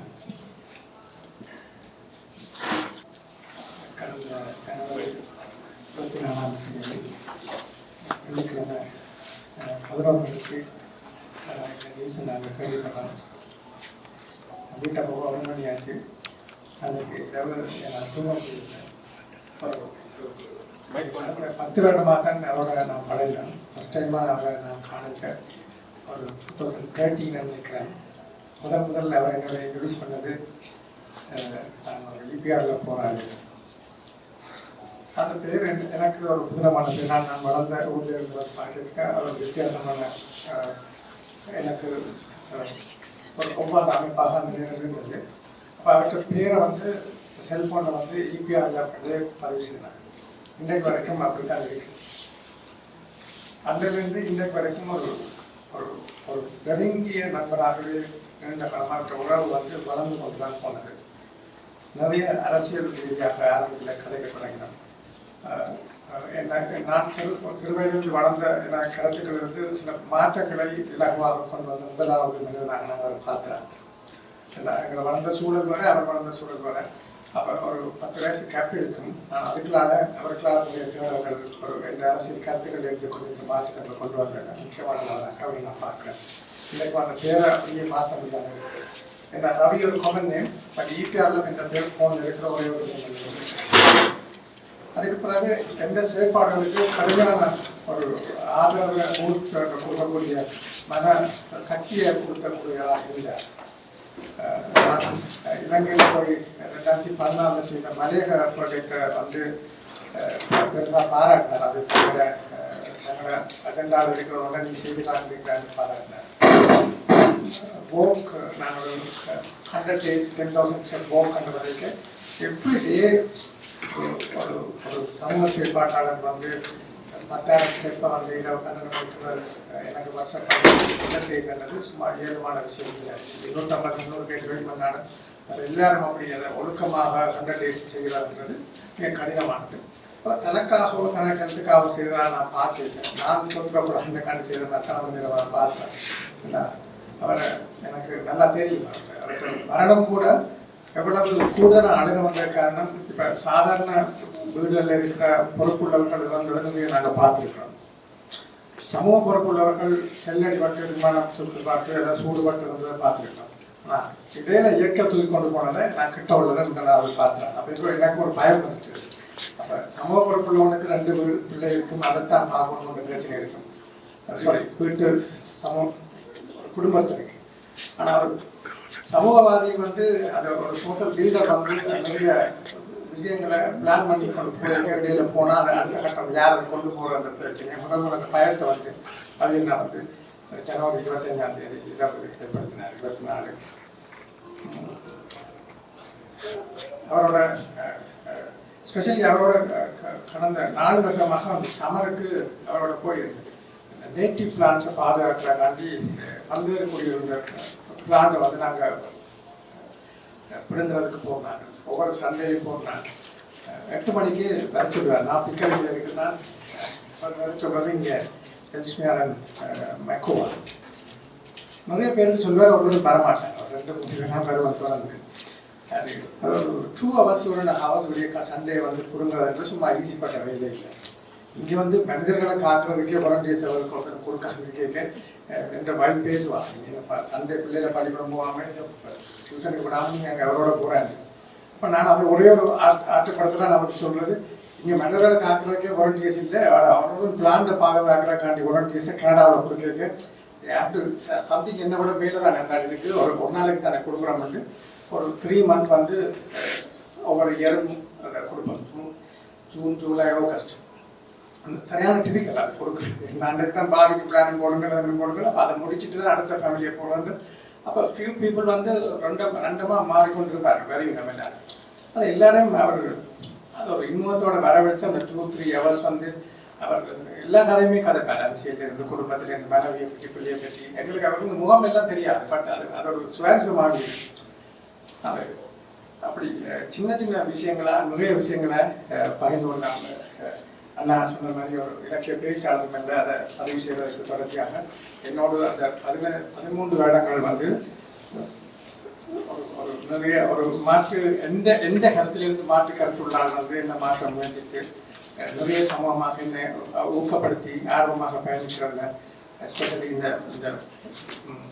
வோக் அண்ட் இந்த நேட்டிவ் பிளான்ட் பாதுகாக்கிறது, இயற்கை ஆர்வலர்கள் அண்ட் ஃபோட்டோகிராஃபி, இந்த சின்ன சின்ன விலங்குகள், இந்த பறவைகள், கூடர்கள் அதை இந்த ஒவ்வொரு துடிப்புகளும் ஒவ்வொரு ரசனையாமையும் அந்த சோசியல் மீடியாவில் கொண்டு வர்றது. அதை நாங்கள் ரசிக்கிறோம் உண்டு, நீங்களாம் ரசிக்கிறீங்க ஒன்று பார்க்காம நான் கதை கேட்காத பார்த்து அட்டு கேட்கறது எல்லாம் சின்ன சின்ன விஷயம். அது எப்படி ஒரு ஒரு மனிதன் இழப்பன் அது தாங்க இல்லாமல் தான் இருந்துச்சு. ஆனால் எனக்கு 2 மாதம் கடந்து வந்திருக்கோம். நன்றி இப்படி ஒரு சந்தர்ப்பத்தை கொடுத்ததுக்கு. என்ன ஃபர்ஸ்ட் டைம் ஒரு மரணம் நடந்தவங்க யாரோடையாவது கதைக்கோன் பண்ணி தோன்றினது, பப்ளிக்கில் மைக் எடுத்தாவது அதை பற்றி கதைக்கோன் பண்ணி தோன்றினால இது ஒரு முக்கியமான இங்கே நாளாக இருக்குது. அந்த சந்தர்ப்பத்திற்கு நன்றி தெரிவித்து கொள்கிறேன்.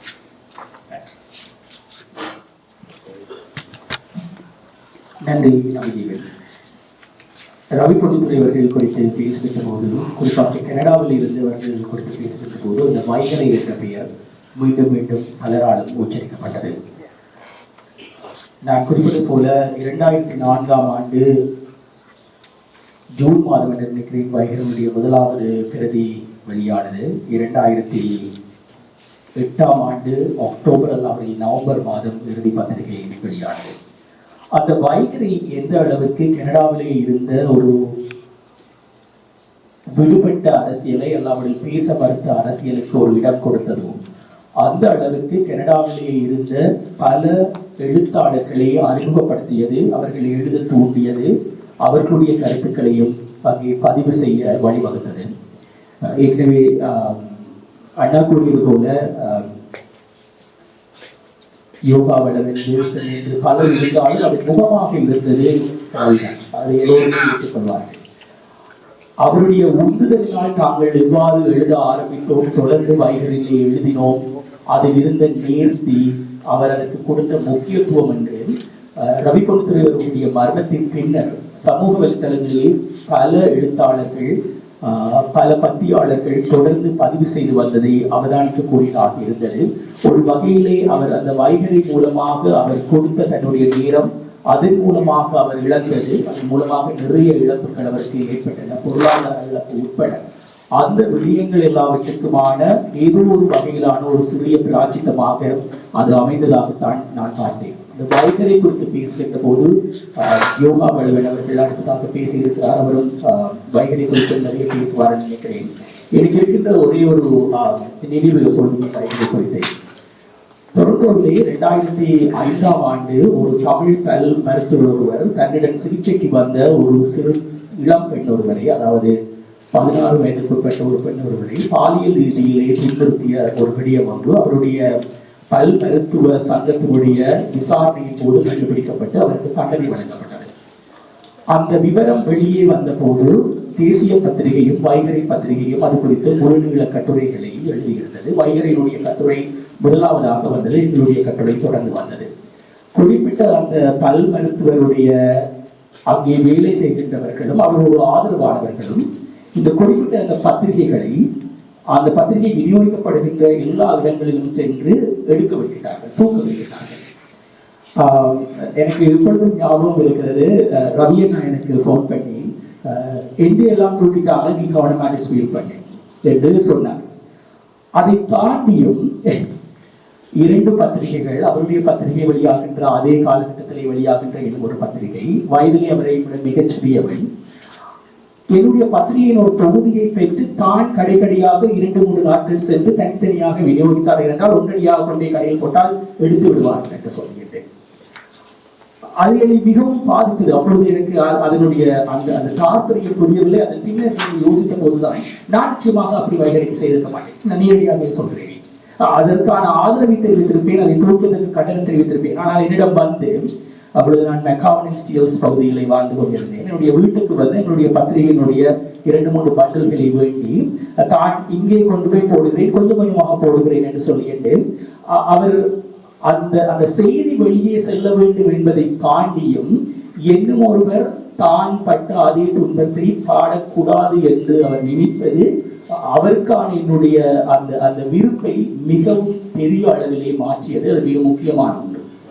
2வது ஒரு சம்பவம், இது என்னோடு சம்பந்தப்பட்ட சம்பவங்களை தான் சொல்ல வேண்டும். ஆகவே அது 2வது சம்பவத்தை சொல்றேன். 2002ஆம் ஆண்டு 2022ஆம் ஆண்டு பெருமியம் என்ற ஒரு நிகழ்வு ஒன்றிலே செழியன் அவர்களுடைய கவிதைகள் அடங்கிய ஒரு இசை நிகழ்வு ஒன்றை ஏற்பாடு செய்திருந்தேன். ரவி அண்ணாக்கு அது பற்றி ஆரம்பித்திருந்தேன். அப்பொழுது சொன்னார், நான் இலங்கையில் இருக்கிறேன், நான் நிகழ்ச்சியின் போது அங்கே இருக்க மாட்டேன், நன்றாக நடக்கட்டும், நான் வந்து பேசுகிறேன் என்று சொல்கிறேன். முதலாவது பகுதியிலே அந்த இசை நிகழ்ச்சி நடந்தது. இடைவேளையின் போது வெளியிலே வருகின்ற போது ரவி அண்ணா அங்கே நின்றார். நான் கண்டுவிட்டு, நீங்கள் இலங்கையிலே இருப்பதாக எல்லாம் சொன்னீர்கள், இங்கே என்ன செய்யவில்லை, இன்றைக்கு காலையில் தான் வந்த நான், என்னுடைய ஒரு ஆளுக்கு நீ பாட்டு பாடிக்க நான் வராட்டி அது எப்படி இருக்கும் என்று சொல்லி, இப்பொழுது பித்தை தூக்கம் இருக்கிறது, நான் இதை பார்த்து விட்டு செல்ல போகிறேன், ஒன்றை சொல்லிவிட்டு செல்ல வேண்டும் என்று சொன்னேன் என்றார். மீண்டும் ஒரு முறை அவர் மிக இலகுவாக, நான் இன்று காலை தான் வந்தேன், என்னால் வர முடியாது என்று சொல்லிவிட்டால் யாரும் அதை பெரிதாக ஒன்றும் எடுத்துக் கொள்ள மாட்டார்கள். அவர் ஒருவர் மீது காட்டிய அந்த அன்பின் வெளிப்பாடு அவ்வாறாகத்தான் இருந்தது. அந்த பத்திரிகை தூக்கக்கூடாது, அந்த பத்திரிகையில் இருக்கின்ற செய்தி செல்ல வேண்டும் என்பதிலே அவர் காட்டிய அதே அக்கறை தான் ஒரு நிகழ்வுக்கு தான் சார்ந்த ஒரு அமைப்போடு இயங்கிய ஒருவருடைய கவிதைகள் பாடப்படுகின்ற போது அங்கே தானும் இருக்க வேண்டும், தன்னுடைய ஆதரவும் அங்கே இருக்க வேண்டும் என்று காட்டிய அதே ஆதரவு. அதுக்கு அடுத்த ஆண்டு அந்த இயக்கத்தின் எதிர்கருத்தாளராக பேசப்படுகின்ற புதுவேரத்தினருடைய பாடல்கள் இசைக்கப்பட்ட போது அவர் அங்கே இருந்தார். முதலாவது ஆண்டு வந்தவர்கள் 2வது ஆண்டு வரமாட்டோம் என்றால் எங்களுக்கு புதுவேரத்தினரை ஒரு கருத்து வேறுபாடு இருக்கின்றது என்று சொன்னவர்கள் இருக்கிறார்கள். 2வது ஆண்டு வந்தவர்கள் 1வது நிகழ்ச்சிக்கு வர மாட்டேன் என்றால் எங்களுக்கு செழியனோடு கருத்து வேறுபாடு இருக்கு என்று சொன்னவர்கள் இருக்கிறார்கள். ரவி பொன்னுத்துறை அவர்கள் 2க்கும் வந்தார், 2க்கும் தன்னுடைய ஆதரவை பார்த்தார். அவரை பொறுத்தவரை ஒரு நிகழ்வுக்கு ஆதரவு தெரிவிக்க வேண்டும், அதற்கு வழங்குவர்களுக்கு ஆதரவு தெரிவிக்க வேண்டும் என்ற ஒரு நிலையில் இருந்துதான் அவருடைய நகர்வுகள் இருந்தன. என்னை மிகவும் பாதித்த 2 விடயங்கள். ராஜா யோகராஜா அவர்கள் வளவனவர்கள் என்னிடம் கேட்ட போது இதை செய்ததார்கள் நான் உடனடியாகவே செய்து தருகிறேன் என்று சொன்னதற்கான மிக முக்கியமான காரணங்களிலே என்னை பாதித்த விடயங்கள் இது எல்லாமே கடைசியிலே ஒரு செல்ஃபிஷான ஒரு விடயமாகத்தான் இருக்கும். என்னை பாதித்த, எனக்கு மிகவும் ஆதரவாக, எனக்கு தேவையான நேரங்களிலே ஆதரவாக இருந்த ஒருவருக்கு நான் செய்யக்கூடிய மிக குறைந்த அளவிலான நன்றி இதாகத்தான் இருக்க முடியும் என்று நினைக்கிறேன். மிக நீண்டமான விளக்கம் இருந்தாலும் அந்த வைகரையினுடைய பாதிப்பு என்பது தொடர்புகளே, புலம்பெயர் தமிழ் சூழலிலே, அச்சு ஊடக சூழலிலே மிக முக்கியமான ஒரு பணியொன்றை செய்தது. வைகரை விட்டு சென்ற அந்த வெளி இன்னும் இருக்கிறது என்பதுதான் உண்மை. என்றால் அந்த புலம்பெயர் சேசத்திலே இருக்கின்ற பேசப்படாத அந்த பக்கங்களுடைய அச்சுச்சூழலுக்கான அந்த ஊடக சூழல் இன்னும் இருக்கிறது என்பதை தெரிவித்துக் கொண்டு EPRLF வைகரை உட்பட ரவி பொன்துறை அவர்களோடு நீண்ட காலமான நட்பையும் உறவியில் கொண்டிருந்த யோகா வளவன் அவர்கள், அவர் ரவி பொன்துறை அவர்கள் குறித்த தன்னுடைய பதக்கங்களை பகிர்ந்து கொள்வார். என்னுடைய இந்த நிகழ்வில் நினைவுகளை பகிர்ந்து கொள்வதற்கு வந்திருக்கின்ற நண்பர்கள் அனைவருக்கும் எனது வணக்கம். ரவி எனக்கு முதல் அறிமுகமாகியது 1984ஆம் ஆண்டு சென்னையில் வைத்து. எனக்கு 6 வயது கிடையாது. சென்னையில் நாங்கள் பேராதனை பல்கலைக்கழகத்தில் படித்துக் கொண்டிருந்த நான் 83 கலவரத்தை அடுத்து இந்தியாவில் கல்வி கற்பதற்காக சென்னையில் சென்று தங்கியிருந்த போது அங்கு குரோம்பேட்டையில் ஒரு வீடு, அந்த வீட்டுக்கு பெயர் தாயிலம். அங்கு சில நண்பர்களுடன் தங்கியிருந்த போது ஐங்கரநேசன் ஒரு நாள் இவரை அழைத்து வந்து தன்னுடைய தம்பி என்றும் இவர் உங்களுடன் இருக்கட்டும் என்று விட்டு சென்றார்கள். அப்போது எங்கள் வயது, அப்போது எனக்கு 22 வயது, பல்கலைக்கழகத்தில் படித்து வந்த விட்ட அந்த அனுபவங்கள். புதிதாக அந்த வீட்டுக்கு வந்தவர்களை நாங்கள் ராக்கிங் செய்வோம். அதில் ரவியிடம் ஒரு காய்ச்சட்டையை கொடுத்து துவைக்க சொன்னோம். ஆனால் சோப்பு போடக்கூடாது, சோப்பு போடாமல் துவைக்கணும். இருந்து முக்குறாங்க எங்க திரும்பி பார்த்து ஊட்ட போயிட்டு கோயில் இப்ப வர கடைசி வர 6 நண்பர்களை கண்டால் அறிமுகப்படுத்தும் போது உவர் என்ன காய்ச்சட்டை துவைக்க விட்டவர் அப்படி என்று சொல்ல மறந்து அந்த நெருக்கம். இந்தியாவில் படிக்கின்ற காலத்திலேயே அவர் +2 படித்தார். படிக்கின்ற காலத்திலேயே EPRLF-உடன் தன்னை இணைத்துக் கொண்டு ஏற்கனவே இந்த சுரேஷ் பிரமிச்சந்திரன் அவர்கள் கூறியது போல குடும்ப ரீதியாகவே அவர்கள் நண்பர்களாக பள்ளியில் நண்பர்களாக இருந்தார்கள். அங்கு மாணவர் சென்னையில் பையன் கொண்டு சென்னையில் உள்ள மாணவர் அமைப்புகள் எல்லாவற்றுடன் இணைந்து பணியாற்றினார். ஆன காரணத்தினால் அவர் எஸ் ரவி என்றுதான் அழைக்கப்பட்டார். அப்போது நான் கோயம்புத்தூர் இருந்தேன். 87ஆம் ஆண்டு இந்திய இலங்கை ஒப்பந்தம் ஏற்பட்டு அங்கு எல்லோரும் EPRLF உறுப்பினர்கள், தலைமை குழு உறுப்பினர்கள் எல்லோரும் இலங்கைக்கு சென்ற நிலையில் சென்னை அலுவலகத்தை பொறுப்படுத்தி நடத்தக்கூடிய சூழ்நிலைக்கு ரவி வந்திருந்தார். பின்பு 89 அளவில் அவர் கனடாக்கு வருகின்ற போது நான் அந்த பொறுப்பை எடுத்துக்கொண்டேன். எங்களுக்குள் முரண்பாடுகள், பேச்சுக்கள், கேலிகள், மனம் விட்டு கலந்துரையாடல்கள் அத்தனையும் நடப்பது. அந்த வகையில் நான் கனடாவுக்கு வருவதற்கு எனக்கு இமெயில் கூட முதல் ஆரம்பித்து கொடுத்தது ரவி. நான் நினைக்கிறேன் 94, 95 பகுதிகளில் நினைக்கின்றேன் சென்னைக்கு வந்தார். கனடாவிலிருந்து எனக்கு ஒரு ப்ரௌசிங் சென்டருக்கு கூட்டிக் கொண்டு போய் இமெயில் ஒன்று ஓப்பன் பண்ணி இப்படித்தான் தொடர் செய்கிறத இதை எப்படி செய்யும் என்னென்ன மாதிரி நான் அந்த இமெயில் அந்த தொடக்கி வைத்த அந்த இமெயில் தான் பின்பு எனக்கு கம்ப்யூட்டரில் உள்ள அத்தனையும் இணையதளங்களையும் எல்லாவற்றையும் நானாகவே கற்றுக்கொள்வதற்கான சூழலை உருவாக்கி கொடுத்தது. பின்பு 2001ஆம் ஆண்டு நான் இங்கு கனடாக்கு வந்தபோது, அதைத் தொடர்ந்து வில்சன் தோழரும் 2001 வந்தபோது இங்குள்ள ஒரு சூழ்நிலை, ஊடகத்தன்மை என்பது ஒரு ஊடகம் ஒன்று தேவை இருக்கின்ற ஒரு நிலையை உணர்ந்த காரணத்தினால் நாங்கள் வைகரை என்ற பத்திரிகையை 3 பேர் சேர்ந்து தொடங்கினோம். அதற்கான அடிப்படை காரணமாக இருந்தது இங்கு அப்போது வெளிவந்த பத்திரிகைகள் முழக்கம், உலகத்தமிழர், உதயம், செந்தாமரை போன்ற பத்திரிகைகள் தான் வெளிவந்து கொண்டிருந்தது. இந்த பத்திரிகைகள் எல்லாவற்றிலும் அதிக அளவு விளம்பரங்களும் செய்திகள் என்பது குறைவாகவும், கனேடிய செய்திகளுக்கு பெரிய அளவு முக்கியத்துவம் இல்லாமல் எல்லோரும் ஈழத்து இலங்கை செய்திகளை, இந்திய செய்திகளை தாங்கி வந்திருக்கின்ற நிலையில் புலம்பெயர்ந்திருக்கின்ற எமது தமிழ் மக்களுக்கு கனேடிய செய்திகளை கொடுக்க வேண்டும், அதில் தமிழில் கொடுக்க வேண்டும். இந்த பெற்றோருக்கும் பிள்ளைகளுக்கும் இடையில் ஒரு இடைவெளி இருக்கின்றது. இந்த மொழி புலமையின்மையால், ஆங்கில மொழி புலமையின்மையால் பெற்றோர்கள் தகவல்களை அறிந்து கொள்கிறார்கள் இல்லை, ஆனால் அதே சமயம் குழந்தைகள் கிரகித்துக் கொள்கிறார்கள். இந்த தன்மை குழந்தைகளுக்கும் பெற்றோருக்கும் இடையில் ஒரு இடைவெளியை உருவாக்குகின்றது. அதை நிவர்த்தி செய்வதற்கு நாங்கள் கனேடிய செய்திகளை, உலக செய்திகளை கூடிய அளவு முக்கியத்துவம் கொடுத்து வெளியிட வேண்டும். அதே நேரம் மாற்றி கருத்துக்களையும் உள்வாங்கியதாக அந்த பத்திரிகை இருக்க வேண்டும். அதில் சிறுவர் இலக்கியம், பெண்களுக்கான இலக்கியம், சிறுகதைகள், மொழியாக்கங்கள் என்று பலதையும் தாங்கியதாக அந்த பத்திரிகையை கொண்டு வந்தோம். அதில் முற்று முழுதாக முன்னணியில் நின்று உழைத்தது ரவிதான். ஆகையால் தான் அது அவரை வைகரை ரவி என்றே எல்லோரும் மத்தியிலும் அறியப்படக்கூடியவராக இருந்தார். எந்த ஒரு விடயத்தை எடுத்தாலும் அந்த விடயத்தில் ஆழமாக சென்று செயற்படக்கூடிய ஒரு தத்துணிவு மிக்க ஒரு சிறந்த செயற்பாட்டாளர், ஒரு டீப் திங்கர். எந்த விஷயத்திலையும் ஆழமாக போவார். அதே சமயம் உணர்ச்சி வசப்பட்டதாகவும் இருக்கும் விஷயங்கள். அவர் கொழும்பில் தங்கியிருந்த காலத்தில் அவருடைய அறை தோழராக இருந்தது இண்டிபெண்டன்ட் ஸ்டூடெண்ட் யூனியன் என்ற அமைப்பினுடைய தலைவராக இருந்தது. அதாவது ஜேவிபியில் இருந்து பிரிந்து வந்த அமைப்பினுடைய சேர்ந்த தயாபத்திரன் என்பவர். அவர் ஜேவிபியால் படுகொலை செய்யப்பட்டது என்பது ரவிக்கு பெரிய ஒரு துன்பகரமான நிகழ்வாக இருந்தது.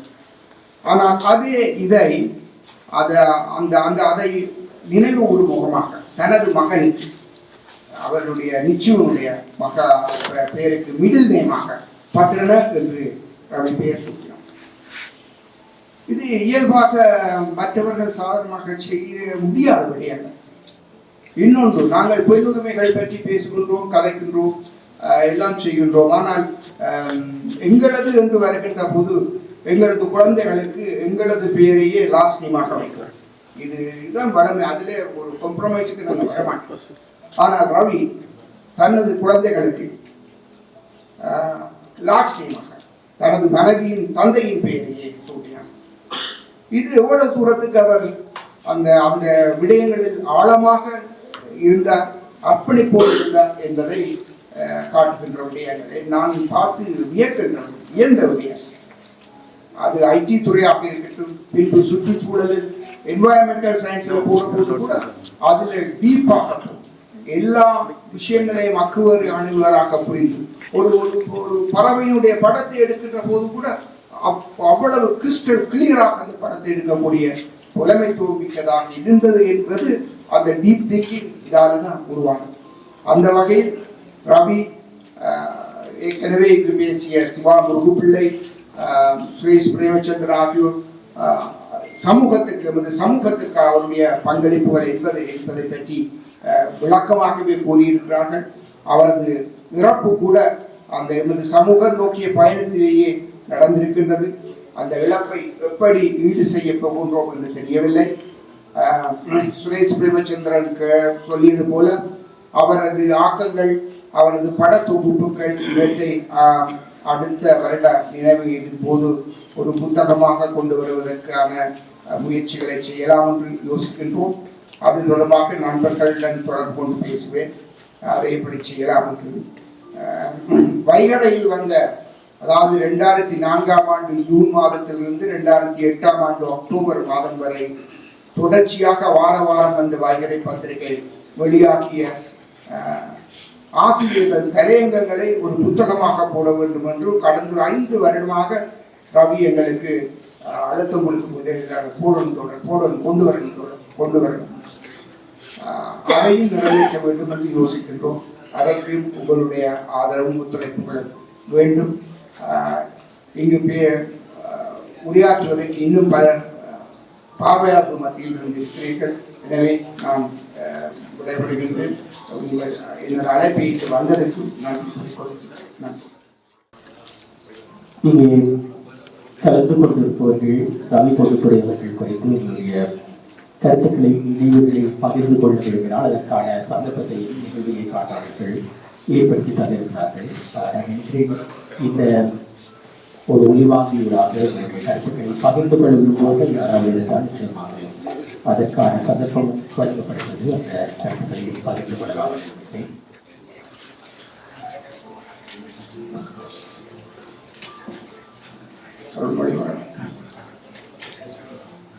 வந்து பார்க்கின்றார் இந்த முதல் கட்டுரை வந்து நடந்ததாக சொல்லியிருந்தார். கனவேற்ற ஆரம்ப இது வந்து பிரசுரமான வைகரையில் என்னுடைய முதல் கட்டுரையும் வைகரையில் தான் வந்து பிரசுரமாகியிருந்தது. அது இந்த 2008 அதுக்கு பிறகு 2009ஆம் ஆண்டு 2 வைகரை இஷ்யூ வந்து 2009 ஒன்று 10 ஒன்று இந்த இஷ்யூ வந்து விட்டு வந்து நினைக்கிறேன். அதில் வந்து என்னுடைய முதல் கட்டுரை வந்து பிரசுரமாகியிருந்தது. மற்றபடி ஆனால் அந்த கடந்த அந்த சில வருடங்களாக வந்து எங்களுக்கு இந்த வருஷம் தொடர்பான விட இந்த கிறிஸ்மஸுக்கு முதல் நாள் கேட்டு நடக்காது. அதுக்கு அவர் தொடர்ச்சியாக வந்து அவங்களுக்குள்ளால வந்து வந்து வரையில் அதுதான் இந்த கடைசியாக வந்து போயிட்டு அந்த டைம் ஸ்ரீலங்காவில் இருந்தவர்.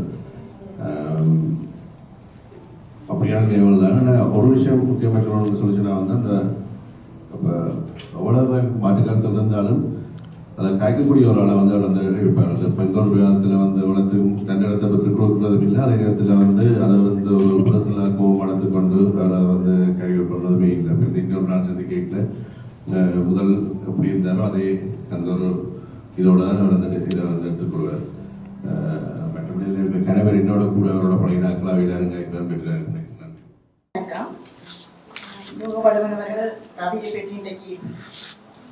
ஏதாவது சொல்ல முடியுமான்னு கேட்க நான் சொன்னது எனக்கு பேச தெரியாதுங்க. எழுதி வச்சுட்டு வாசிக்க தான் தெரியும். தயாரிச்சு கொண்டு விட மாட்டேன். ஆனால் அப்படின்னா வேற இல்லை.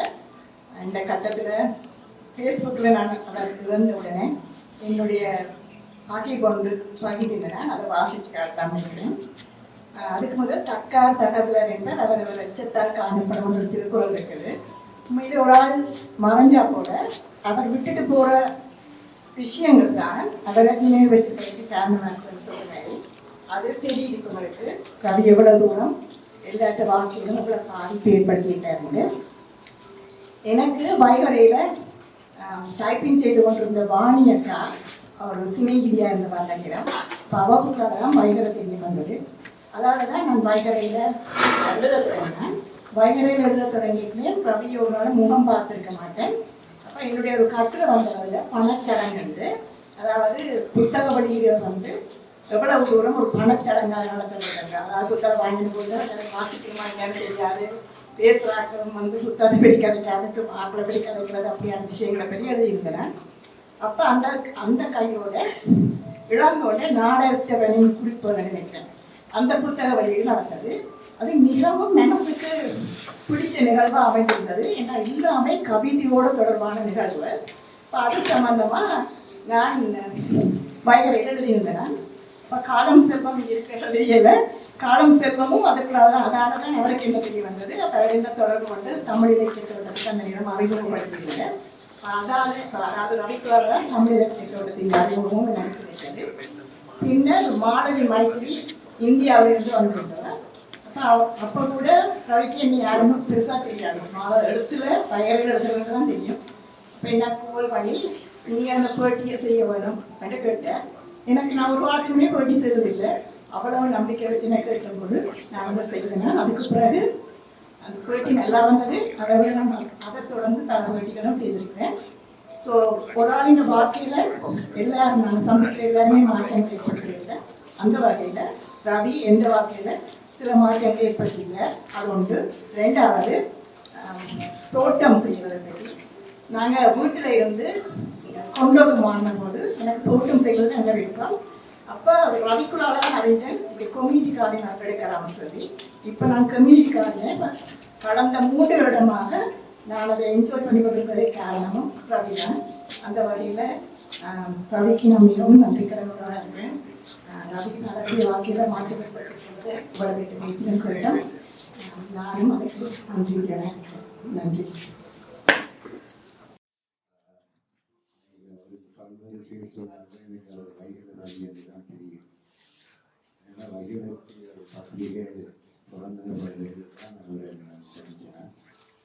அவர் மிக நெருங்கிய நட்பு இல்லாதவரும் அவரின் வகையை விட்டு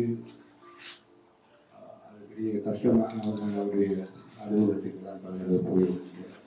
என்னுடைய கவிதைகளை செலக்ட் பண்ணி தான் போட்டு செய்கிறார். அவர் அதுக்கு பின்னால அவர் அந்த பட்ட கஷ்டங்கள் தெரியும். ஒரு பார்த்தீங்கன்னா கஷ்டப்படுறவங்களுக்கு சந்தோஷமா இருக்கும் போது அவர் ஆஃபீஸுக்கெல்லாம் போயிருக்கிறார். எல்லாமே காரணம் நவமாசம் சொன்னதுக்கு இந்த பத்திரிகையை செய்வதோட கற்கொள்ள முயற்சி சொன்ன நவமாசத்துக்கு பேசியிருக்கிறார். அப்படிதான் ரவி அந்த ஏற்பட்ட கஷ்டங்கள் ஏற்பட்ட கடன்கள் அதெல்லாம் அவர் சொல்லாட்டாலும் அவருக்கு தெரிய வருகிறார். பிறகு அவரை விட்ட பிறகு தொடர்பு இல்லை. மிக அண்மையில் அவருடைய நெருக்கமான தொடர்பு வந்தது. அது போலோட வீட்டில் 3 தடவை நான் அவரிடம் சந்தோஷமாக இருந்து கதைச்சு கொடுத்தோம். அப்போ இந்த பையன பத்திரிகையை ஏன் எனக்கு பிடிச்சதுன்னா நான் முதல் நினைச்சினால் இபிஆர் பத்திரிகையை தான் அது வழியோட இல்லடா மக்கள் கொண்டு இபிஆர் தோழன். அந்த தோழர் என்று அது அவர் விவசாயி என்று பெரிய அந்த தோழமை என்று சொல்லணும். அந்த தோழமை உள்ளார். ஆனால் பத்திரிகை ஒரு பத்திரிகையாயும் இலக்கியதரமாயும் இருந்தது. அப்போ அதாலே எனக்கு அதில் எடுக்க காயம் அது பிறகு வகைகளை அவர் அதில் ஒழுக்காக செய்தார். எழுத்துக்குரிய நேரத்துக்கு எப்படி கடன்பட்டால் நேரத்துக்கு பத்திரிகை கொண்டவர் கொஞ்சம் பேரை நான் பார்ப்போம். என்னுடைய நன்றி என்னன்னா அவருக்கு பின்னால பழகினாக்கள் என்னோட புத்தகம் உண்டு.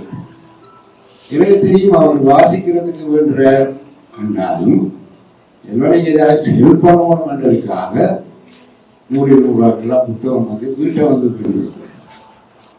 அது எனக்கும் தெரியும்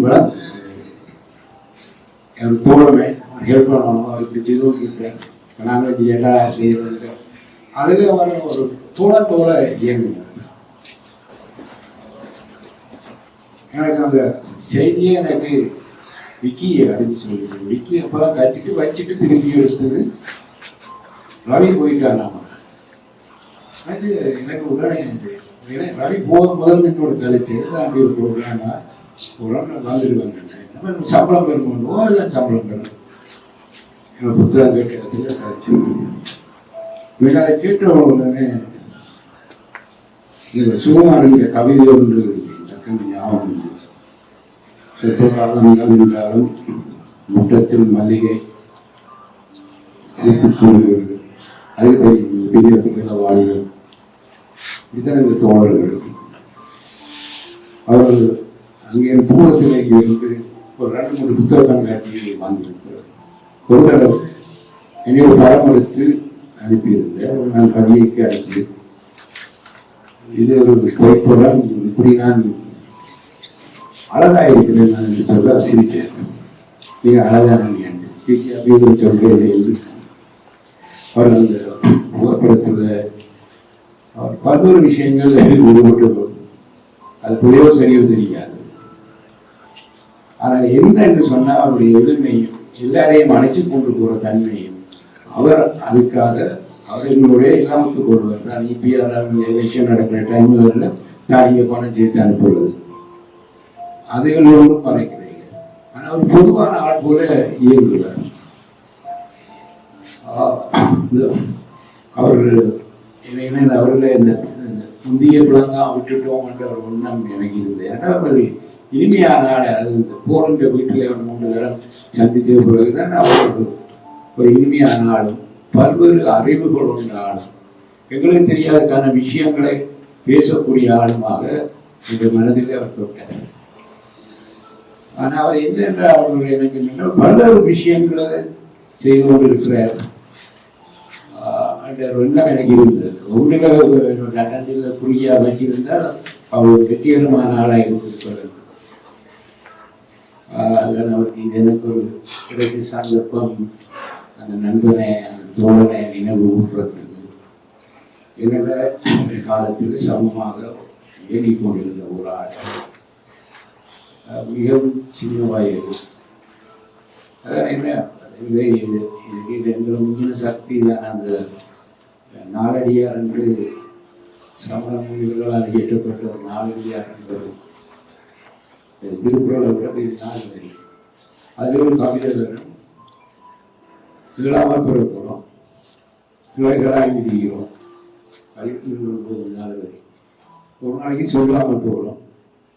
இது என்ன மனுஷனுக்கு பிறக்கிறதெல்லாம் கவியலாம், ஆனால் போகிற நாள் இவருக்கு தெரியாது. அப்படி தெரிஞ்சா இன்னும் சிக்கல போகணும். இவருக்கு ஆணி பண்ணிட்டான், எனக்கு மாறி பண்ணுண்டா இந்த மாதிரியே இதாக போயிடும். திடீரென்று அந்த ரவி இடத்தை காலியாகி போட்டு போனது உண்மையிலே இவளை போன்ற ஒரு முற்போக்கு அல்லது விவசாய சின்ன கொண்டவர்களுக்கு ஒரு இழப்பு தான். என்னுடைய அஞ்சலி செலுத்திருந்தேன். அவர்கள் வந்து தொலைபேசி எடுத்து சொன்னவங்க உண்மையை தாங்க முடியவில்லை. பிறகு உடனடியாக மயில் அழைத்து கேட்டு நாங்கள் யோகாவை கேட்டு அதை உதவி செய்தது மிகவும் மிகவும் துக்கமாக இருந்தது. தாங்க முடியாத துக்கமாக இருந்தது, ஏற்றுக்கொள்ள முடியவில்லை. எனக்கு நிறைய வந்து எல்லோரும் போனது போல கவி என்று சொன்னால் வைகை வருகிறார். எனக்கு வைகை எப்படிப்பட்ட பத்திரிகை என்றால், எனது சிறு வயதில் நான் எனது 14 வயதில் எப்படி திசை பத்திரிகையை நான் தேடி போய் வாங்கினோம், அதே போல் பிறகு வந்து 90களில் எப்படி நாங்கள் குழந்திருந்த காலங்களில் சரீர பத்திரிகை தேடி போய் வாங்கினோம், அப்படி கேரளாவில் இந்த காலத்தில் நான் தேடி போய் ஒவ்வொரு காலத்திலையும் வாங்கி வாசித்த பத்திரிகை வந்து வைகிறார். அந்த அளவுக்கு முக்கியமான பத்திரிகை நிரந்த பத்திரிகை. அதற்கப்பால் இன்னொரு முகம் எனக்கு ஒரு ரவியை பற்றி சொல்ல வேண்டும். நான் ரவி என்று சொன்னவுடன் எனக்கு வந்து நினைவு வருவது, நாங்கள் ஒவ்வொருவரும் ஒவ்வொரு வருடமும் கேம்பிங் போடுவாங்க. போகிற நேரம் எல்லாரையும் கூட ஒரு அதிகாரம் எழுதுகிறவர்கள் நான் அந்த எனக்கு முதலே எழுப்பி நாங்கள் அன்று இரவு நாங்கள் கருவாங்குளத்தின் எல்லா பாத்திரங்களையும் அது கழுவி கொண்டிருப்பார். அதுதான் நான் வந்து முதல் காலையில் வந்து காண்றேன். அது வளமையான பெண்கள் தான் செய்வார்கள். அவர் முதல் நான் எப்போவுமே அவர் கவியை செய்வதற்காக எனக்கு அதை கண்டு அவர் மீது மிகவும் பெரும் மதிப்பு இருக்கிறது. போகும் அவர்களோட இன்னொரு உறவு வந்து ஒரு வித்தியாசமான உறவு என்றால், நான் 83ஆம் ஆண்டு வந்து மலையாட்டிலிருந்து அகதிகளாக யாழ்ப்பாணத்துக்கு வருகின்றேன். வந்து மத்திய கல்லூரி படிக்கின்றேன். 83ஆம் ஆண்டு 10ஆம் வகுப்புக்கு அது நடக்கின்றது. பல காலங்கள் மாறுகின்றது.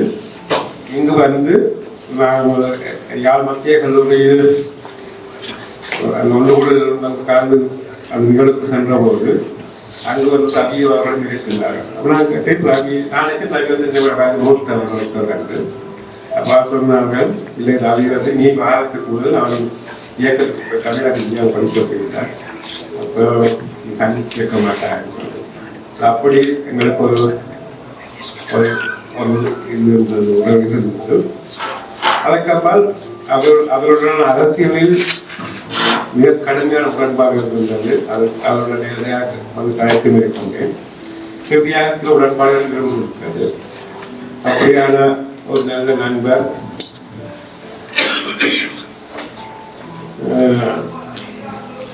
நான் எல்லோரும் கேட்பது என்னவென்றால், நண்பர்கள் இருக்கும் பொழுதே எல்லாத்தையும் நண்பர்கள் இருக்கும் பொழுதே அவர்களை பற்றி நல்ல விடயங்களை நாங்கள் அவர்களுக்கு சொல்லி அவர்களை மகிழ்விப்பது மிகவும் நல்லது. அந்த வேலையை இளங்கோ தேசியர்கள் செய்திருக்கிறார்கள். அதுக்கு வரவில்லை. அதுதான் நாளைக்கு நாங்கள் செத்தா பிறகு ஒருத்தர் மறந்தா பிறகு எவ்வளவு புகழ்ந்தும் இருக்கும் பொழுது அவருடைய நல்ல அவருடைய குழாத பக்கங்கள் இருந்தாலும் அதை விமர்சித்து நல்ல பக்கங்களை நினைவு சொல்லி இருப்பதுதான் எனக்கு நல்லது இருக்கிறது. அப்படியான ஒரு மனித பண்பை நாங்கள் அனைவரும் அதை கொண்டு நாங்கள் தொடர்ந்து ஒரு நல்ல சமூகமாக வாழ்வோம் என்று கேட்டுக்கொள்கிறேன். அவைக்கு அஞ்சு சக்தி வழங்குகிறேன். நன்றி, வணக்கம். அனைவருக்கும் வணக்கம். நான் இன்று என்னுடைய நினைவை பகிர்வதில் என்றுதான் யோசித்திருந்தேன். என்றால் நான் சிறு கட்டுரை ஒன்று எழுதுவதாக கேட்டுக்கொண்டிருந்தேன். அதை பற்றி வேண்டுகோளின் அடிப்படையில் இதை பகிரலாம் என்று நினைக்கின்றேன். இந்த வருடத்தின் ஆரம்பத்தில் புது வருடம் பிறந்த போது ரவி தனது முகப்புத்தகத்தில் ஒரு படத்தை பகிர்ந்திருந்தார். அதை எத்தனை பேர் நினைவில் கொண்டீர்களோ தெரியாது. ரவி இறந்த போது அந்த செய்தியை மீராதான் எங்களுடன் பகிர்ந்திருந்தார். மன்னிக்க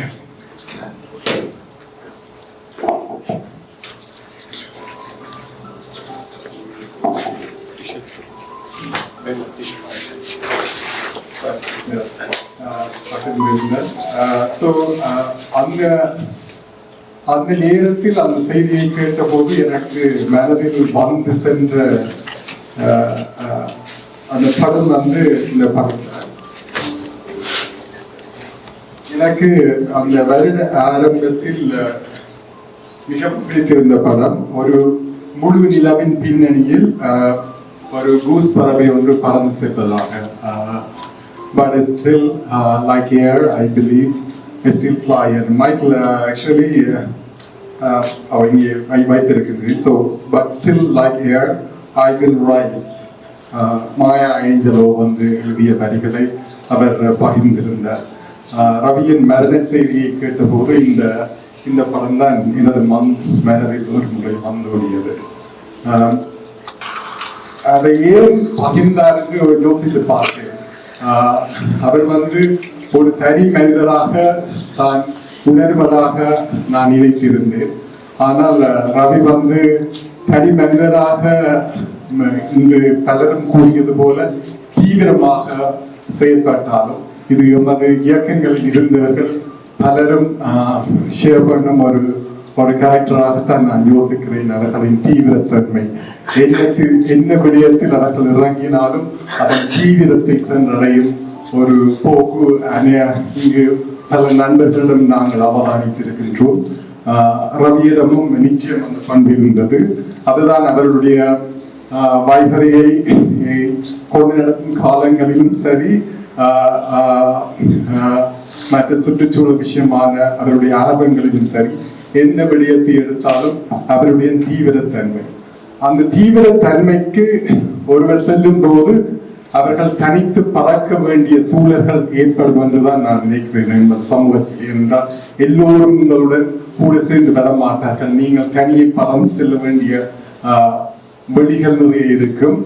ரவி தொடர்ந்து அதை செய்து கொண்டிருந்தார். ஆனால் அதை செய்யும் போது இன்று நவஜீவன் சொன்னது போல தான் ஒவ்வொரு இடத்திலும் அனைவரையும் அழைத்து தன்னுடைய கூட சேர்ந்து செய்ய வேண்டிய ஒரு வேண்டுகோளை அழைப்பார். அனைவரையும் அதை வளைத்து போகும் ஒரு போக்கு அவரிடம் இருந்தது. நான் நினைக்கிறேன் என்னை போன்றவர்கள் எமது கருத்துக்களிலும் சரி, கோட்பாடுகளிலும் சரி, நாங்கள் அதில் உறுதியாக இருக்க வேண்டும் என்று நினைப்போம். எங்களுடன் முரண்பாடுகளுடன் இயல்பாக முரண்படுகின்றோம் உங்களுடன் என்னும் போது அந்த முரண்பாடு எந்த அடிப்படையில் ஏற்படுகின்றதோ அந்த மனம் அந்த மனவிலகல் வந்த பிறகு ஒன்றாக சேர்ந்து செயற்படுவதில் கொஞ்சம் கஷ்டம் இருக்கும் என்று நினைக்கின்றேன். ரவிக்கு அந்த பண்பு என்னென்று வருகின்றது என்று அனைவன் முரண்பாடுகளில் கூட அரவணைத்து செயற்படும் ஒரு செயற்பாட்டு தன்மை ரவியிடத்தை அவதானித்திருக்கின்றேன். அது மிக ஒரு ரவியை பொறுத்தளவில் நான் அவதானித்த அந்த பண்பு மிக நல்ல பண்பு என்றுதான் நான் நினைக்கின்றேன்.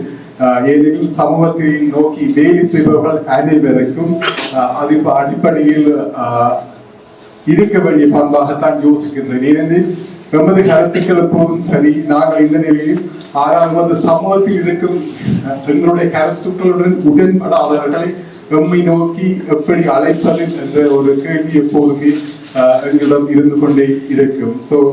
அந்த அடிப்படையில் ரவியின் அந்த பண்பு மிக முக்கியம் என்று நினைக்கின்றேன். இத்துடன்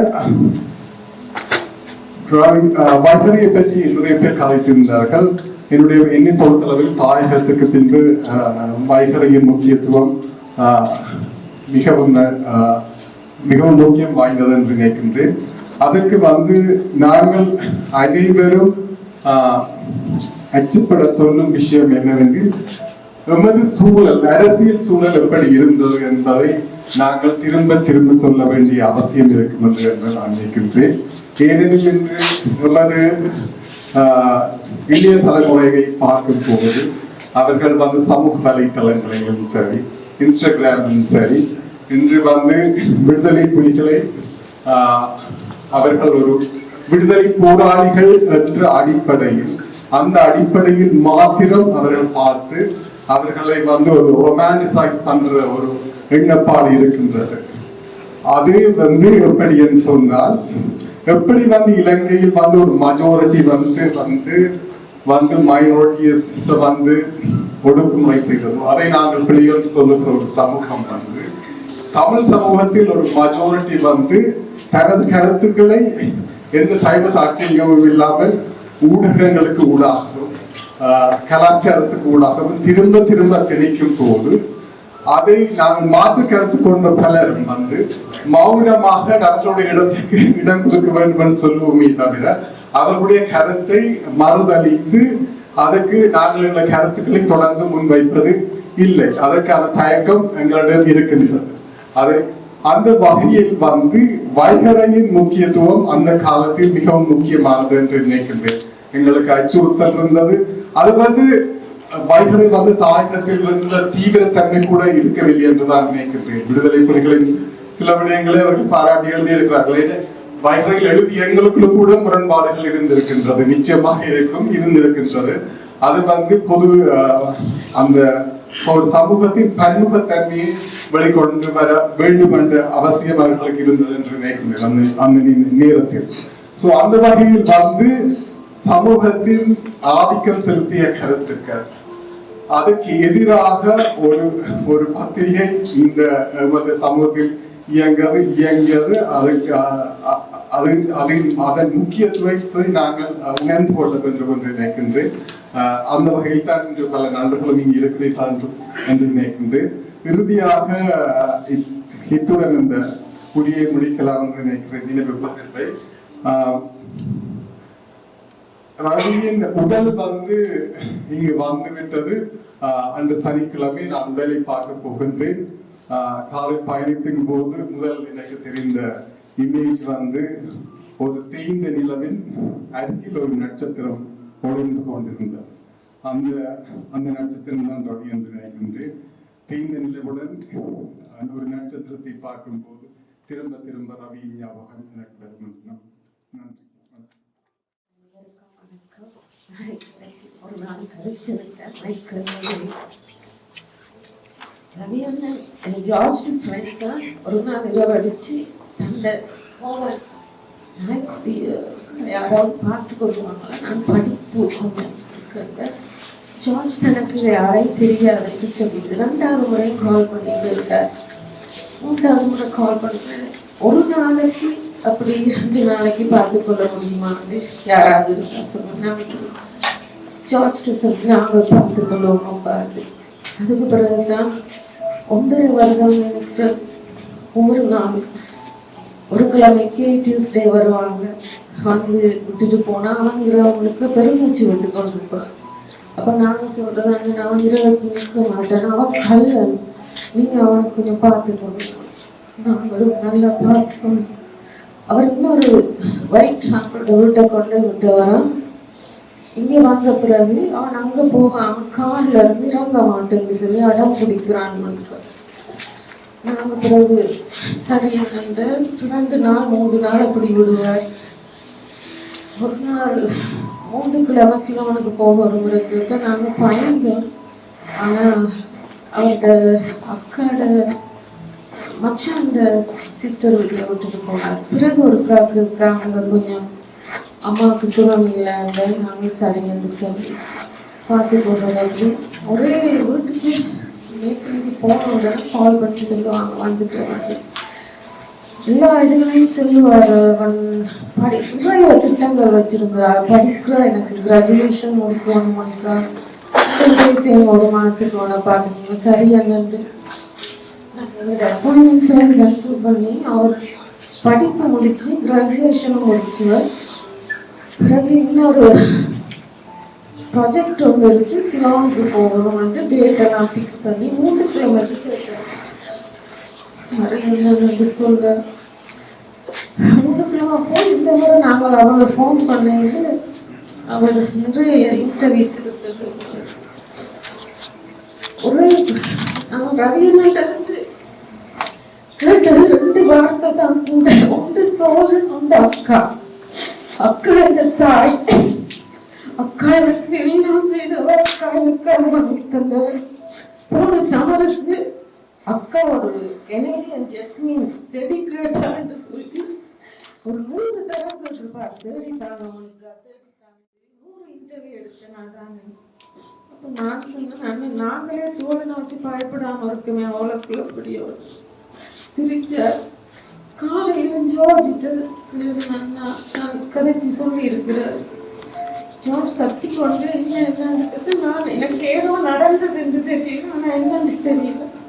கத்தி கொண்டு வந்து ரவி போயிட்டான்னு நீங்களால இன்னும் அதை ஏற்றுக்கொள்ள முடியவில்லை என்றால் தோழனுக்கு விளங்கிட்டது. பெங்களோட தான் இருக்கிறான்.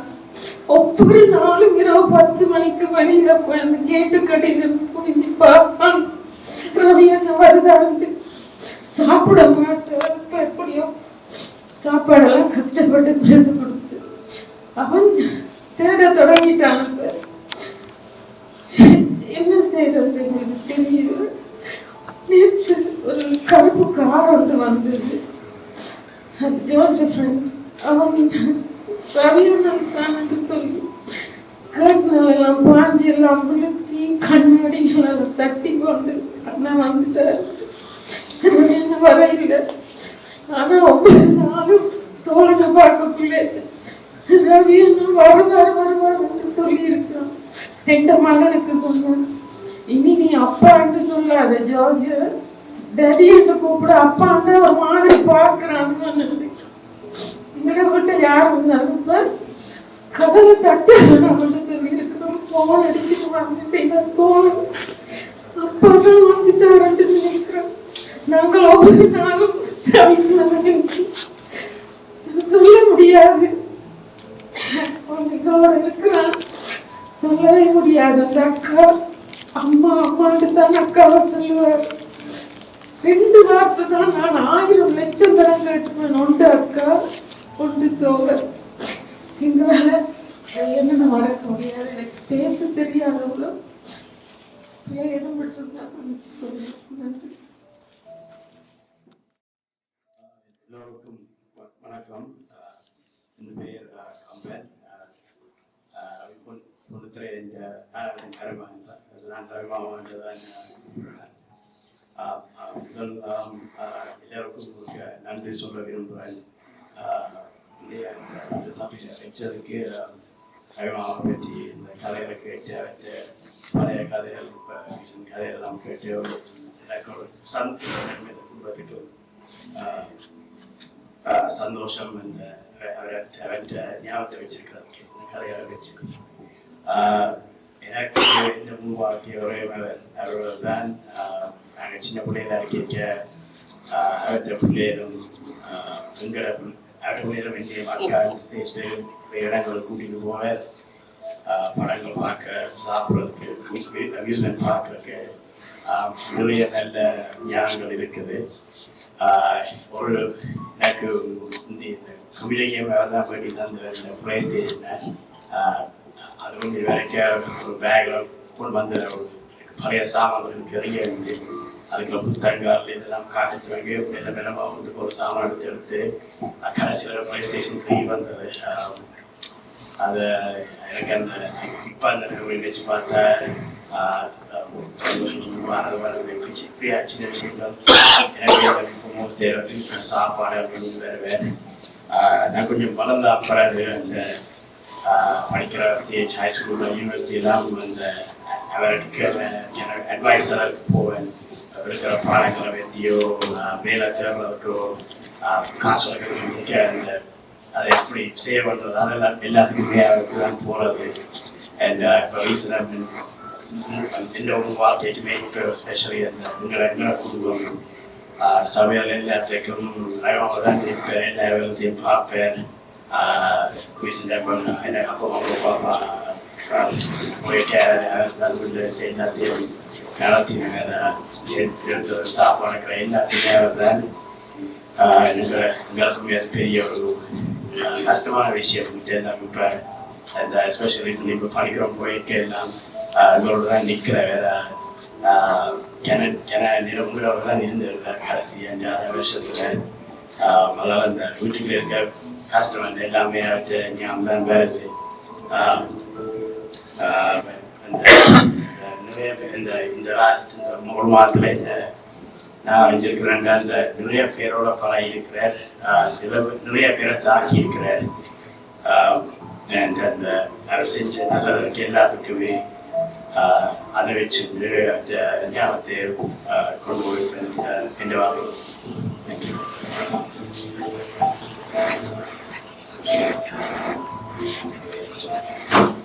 இப்போது 6 மணி வரை தான் இருக்கிறாங்க. கூட்டத்தின் கருத்தை இருக்கிறோம். இதில் நம்ம அப்போது பேச மறந்த ஒரு விஷயத்தை இதில் சொல்லலாம். இது அவருடைய ஒரு இறுதி அரசியல் வாக்குமூலம் அல்லது சாசனம் என்று சொல்லலாம். இலங்கையின் ஜனாதிபதி தேர்தலில் அனுரகுமார திசநாயக்க ஜனாதிபதியாக வெற்றி பெற்றதன் பின்பு அவர்கள் எனக்கு தனிப்பட நண்பர்களுக்கு செய்தி ஜேவிபி என்பிபியாக உருமாற்றம் பெற்ற பின்பு நான் என்பிபியை ஆதரித்த நிலைப்பாட்டை எடுத்துள்ளேன். 2019ஆம் ஆண்டு ஜனாதிபதி தேர்தலில் என்பிபியை ஆதரித்த நிலைப்பாட்டை தான் நான் தனிப்பட்ட முறையில் எம்பியாவில் இருந்தாலும் கட்சிக்குள்ளும் கட்சிக்கு வெளியிலும் என்பிபிக்கு ஆதரவு செயல்பாடுகள் ஈடுபட்டிருந்தேன். இதில் ஏற்றுக்கொள்ளக்கூடியது ஏற்றுக்கொள்ள முடியாதமான விடயங்கள் பல இருந்தது. ஜனாதிபதி தேர்தல் முடிந்த பின்பு அவர் எனக்கு எழுதிய ஒரு செய்தி, நான் மெதுவாய்த்தான் வருவேன், அதில் தப்பு எதுவும் இல்லை. அந்த செய்திக்கான தலையங்கள்.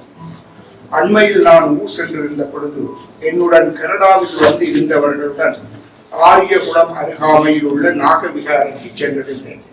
நாங்கள் உள்ளே நுழையும் பொழுது விகாரையின் வாசலில் இளநீர் விற்றுக் கொண்டிருந்த 70 வயது மதிக்கத்தக்க ஒருவர் எங்களை பார்த்து எங்களின் காலணிகளை வாசலில் கழற்றி வைத்து விட்டு போகும்படி போனார்.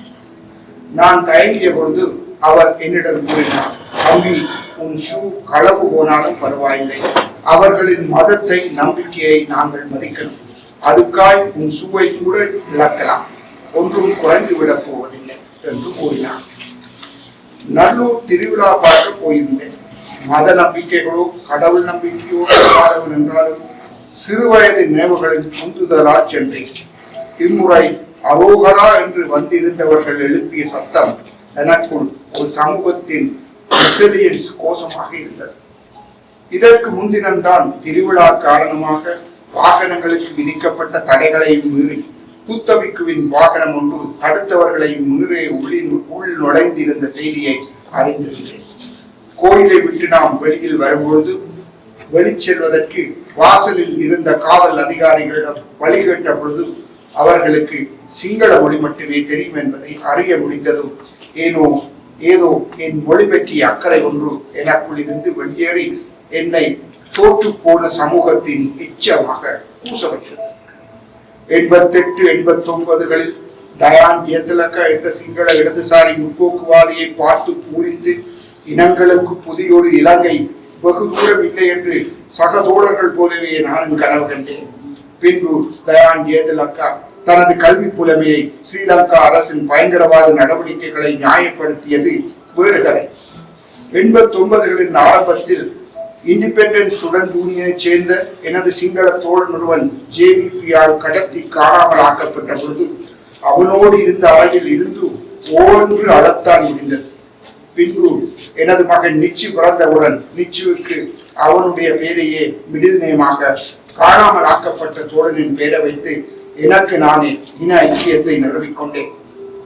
இந்த வாரம் புத்தபிக்குகள் தேசிய கீதம் இசைக்கும் பொழுது எழுந்து நின்றதை பார்க்கும் பொழுது இனி இது ஒரு புத்த தேசம் இல்லை, எல்லோருக்குமான தேசம் என்று மகாவம்சம் மாற்றி எழுதப்படும் என்று என்னை என் நண்பர்கள் ஊதுகலிக்க வரும்படி சொல்கிறார்கள்.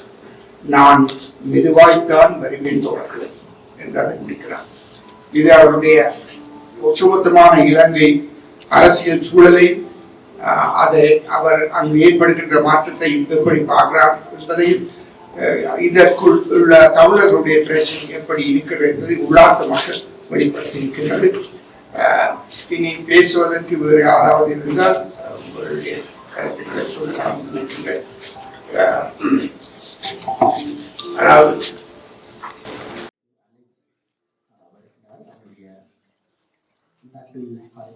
இன்றைய இந்த நிகழ்வில் நாங்கள் நிறைவேற்றிக் கொண்டிருக்கலாம்.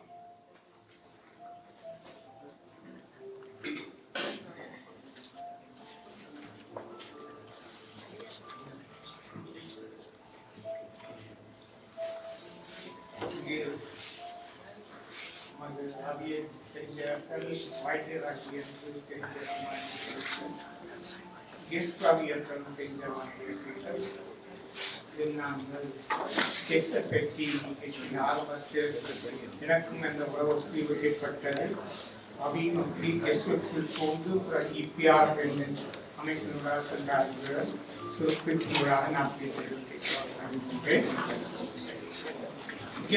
அமைப்பு நானும் வந்து உருவாக்கப்பட்டிருந்தேன். 83ஆம் ஆண்டு இபிஆர் ஆரம்பித்தது வந்து நான் உருவாக்கப்பட்டிருந்தேன். அப்போது நான் திருச்சியில் கல்வி கட்டியிருக்கும் எனக்கு தற்போது 14ஆம் ஆண்டு சூழலில் ரஞ்சனன் எனக்கு தெரியும். ரஞ்சனன் தோழன் தெரியும். அவர் இன்னொரு ரஞ்சனன் அமைப்பு பொறுப்பான இன்னொரு வந்து அவர் வந்து அவர் மாணவர்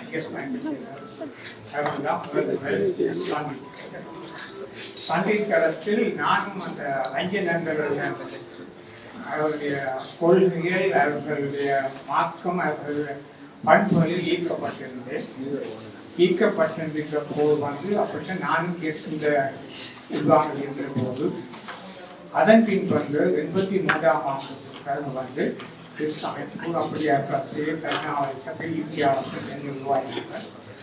உருவாயின் போது நான் வந்து அங்கமேசனை இங்கே குறிப்பிட விரும்புகிறேன். ரவி அண்ணா அங்கமேசன் நான் வந்து 80 ஆரம்பத்தில் சந்திக்கும் போது நான் ஒரு வேறு அமைப்பை ஆதரவாக இருந்தேன். அப்போ நான் அங்கமேச மாணவராக சென்னை கிறிஸ்தவ கல்லூரியில் கல்வி கற்று கொண்டிருந்தார்கள். அப்போது நான் மாணவராய்ப்பு சம்பந்தப்பட்ட புத்தகத்தை கொண்டு தமிழர் புத்தகத்தை கொடுக்கும் போது என் நண்பர் சொன்னார் அவர் வேறு அமைப்பை சார்ந்தவர். ஆனால் இந்த அமைப்பு ஒன்றும் இல்லை என்று எங்கமேசோடு நான் எங்கள் நண்பராக இருந்தேன். இருக்கும்போது பிறகுதான் தெரியும் வந்து இவருடைய தம்பியார் வந்திருக்கிறார். அவர் வந்து சென்னை கிறிஸ்தவ கல்லூரி ஸ்கூலில் விஷயத்தை கொடுத்தாங்க. தனக்கு கிட்ட தங்க வயது வித்தியாசம் கூட வித்தியாசம் இருக்கும். அப்போ வைத்தியரை வந்திருக்கிறார், வைத்தியரையில் தம்பியா வந்திருக்கான்னு தெரியும். வந்திருக்கும் போது எனக்கு தெரியும் போது அப்போ மாணவர் நான் வந்து யோகா வளவன் சொல்லும் போது கூறுவது போல் வந்து சுரேஷ் பிரேமச்சந்திரனும் அங்கனேஸ்வரன் நண்பர்களாக மட்டும் யோகா வளவனுடன் அவரை இருக்க விட்டிருக்கிறார். அதற்கு அவர் இணைந்து பின்பு வந்து இபிஆர் உள்ளாங்கப்பட்டு இருந்திருக்கிறார். மேலும் வந்து நான் கூறாக இந்த மாணவ அமைப்புடன் நான் எஸ் ரவியை வந்து நான் சந்தித்திருக்கிறேன், சூழமொழி சந்தித்திருக்கிறேன். ஜேம்ஸ் இருக்கிறார். ஒவ்வொரு பேரும் ஒவ்வொரு மாற்றம் அவர்களுக்கு ஒரு பிரச்சனை ஈழம் நான் சாதமைப்பது தமிழ் இல்லாமல். அப்போ நான் ஒரு மாணவர் போராட்டம் வந்து சின்ன முழு கல்லூரியை சேர்த்து செய்ய உட்படும் போது அப்போ ஈஸ்வர் ஆய்வுகள் சொல்லிவிட்டார்கள், நீங்கள் ஈழம் பேர் பெற்றால் நாங்கள் பெண வைக்கிறோம், தமிழில் பேர் பெண வைக்க வர மாட்டோம். அப்போ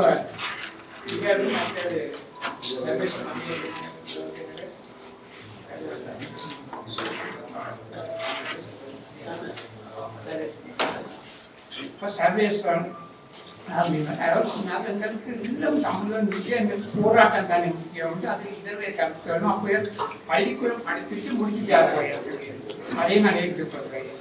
அப்படி இருக்கும்போது இந்த நிறைய சொல்றேன் என்னென்னா வந்து நாபாவின் அவருடைய கொள்கையில் நான் ஈர்ப்பாளர்கான் வந்து எஸ்வரை மாணவர்கள் இணைந்திருக்கிறார். இன்று வந்து எனக்கு கவலை வந்து எஸ் அமைப்பு செய்கிற பல பேர் காண கிடைக்கவில்லை. ஏன் கருத்து வேறுபாடுகள், அரசியல் வேறுபாடுகள் இங்கு இருக்கிற காணப்பட்டு ஒரு அரசியல் வேறுபாடோ கருத்து வேறுபாடோ இல்லாதது. அதே நேரம் வைத்தியவாதிகள் ஊடகவியலாளர் நடத்திய வைத்தியரை பத்திரிகை, அந்த பத்திரிகை பேருக்கு ஏற்ற மாதிரி அது சமூகவியல் விழிப்புணர்வு பத்திரிகையாக தான் இருந்தது.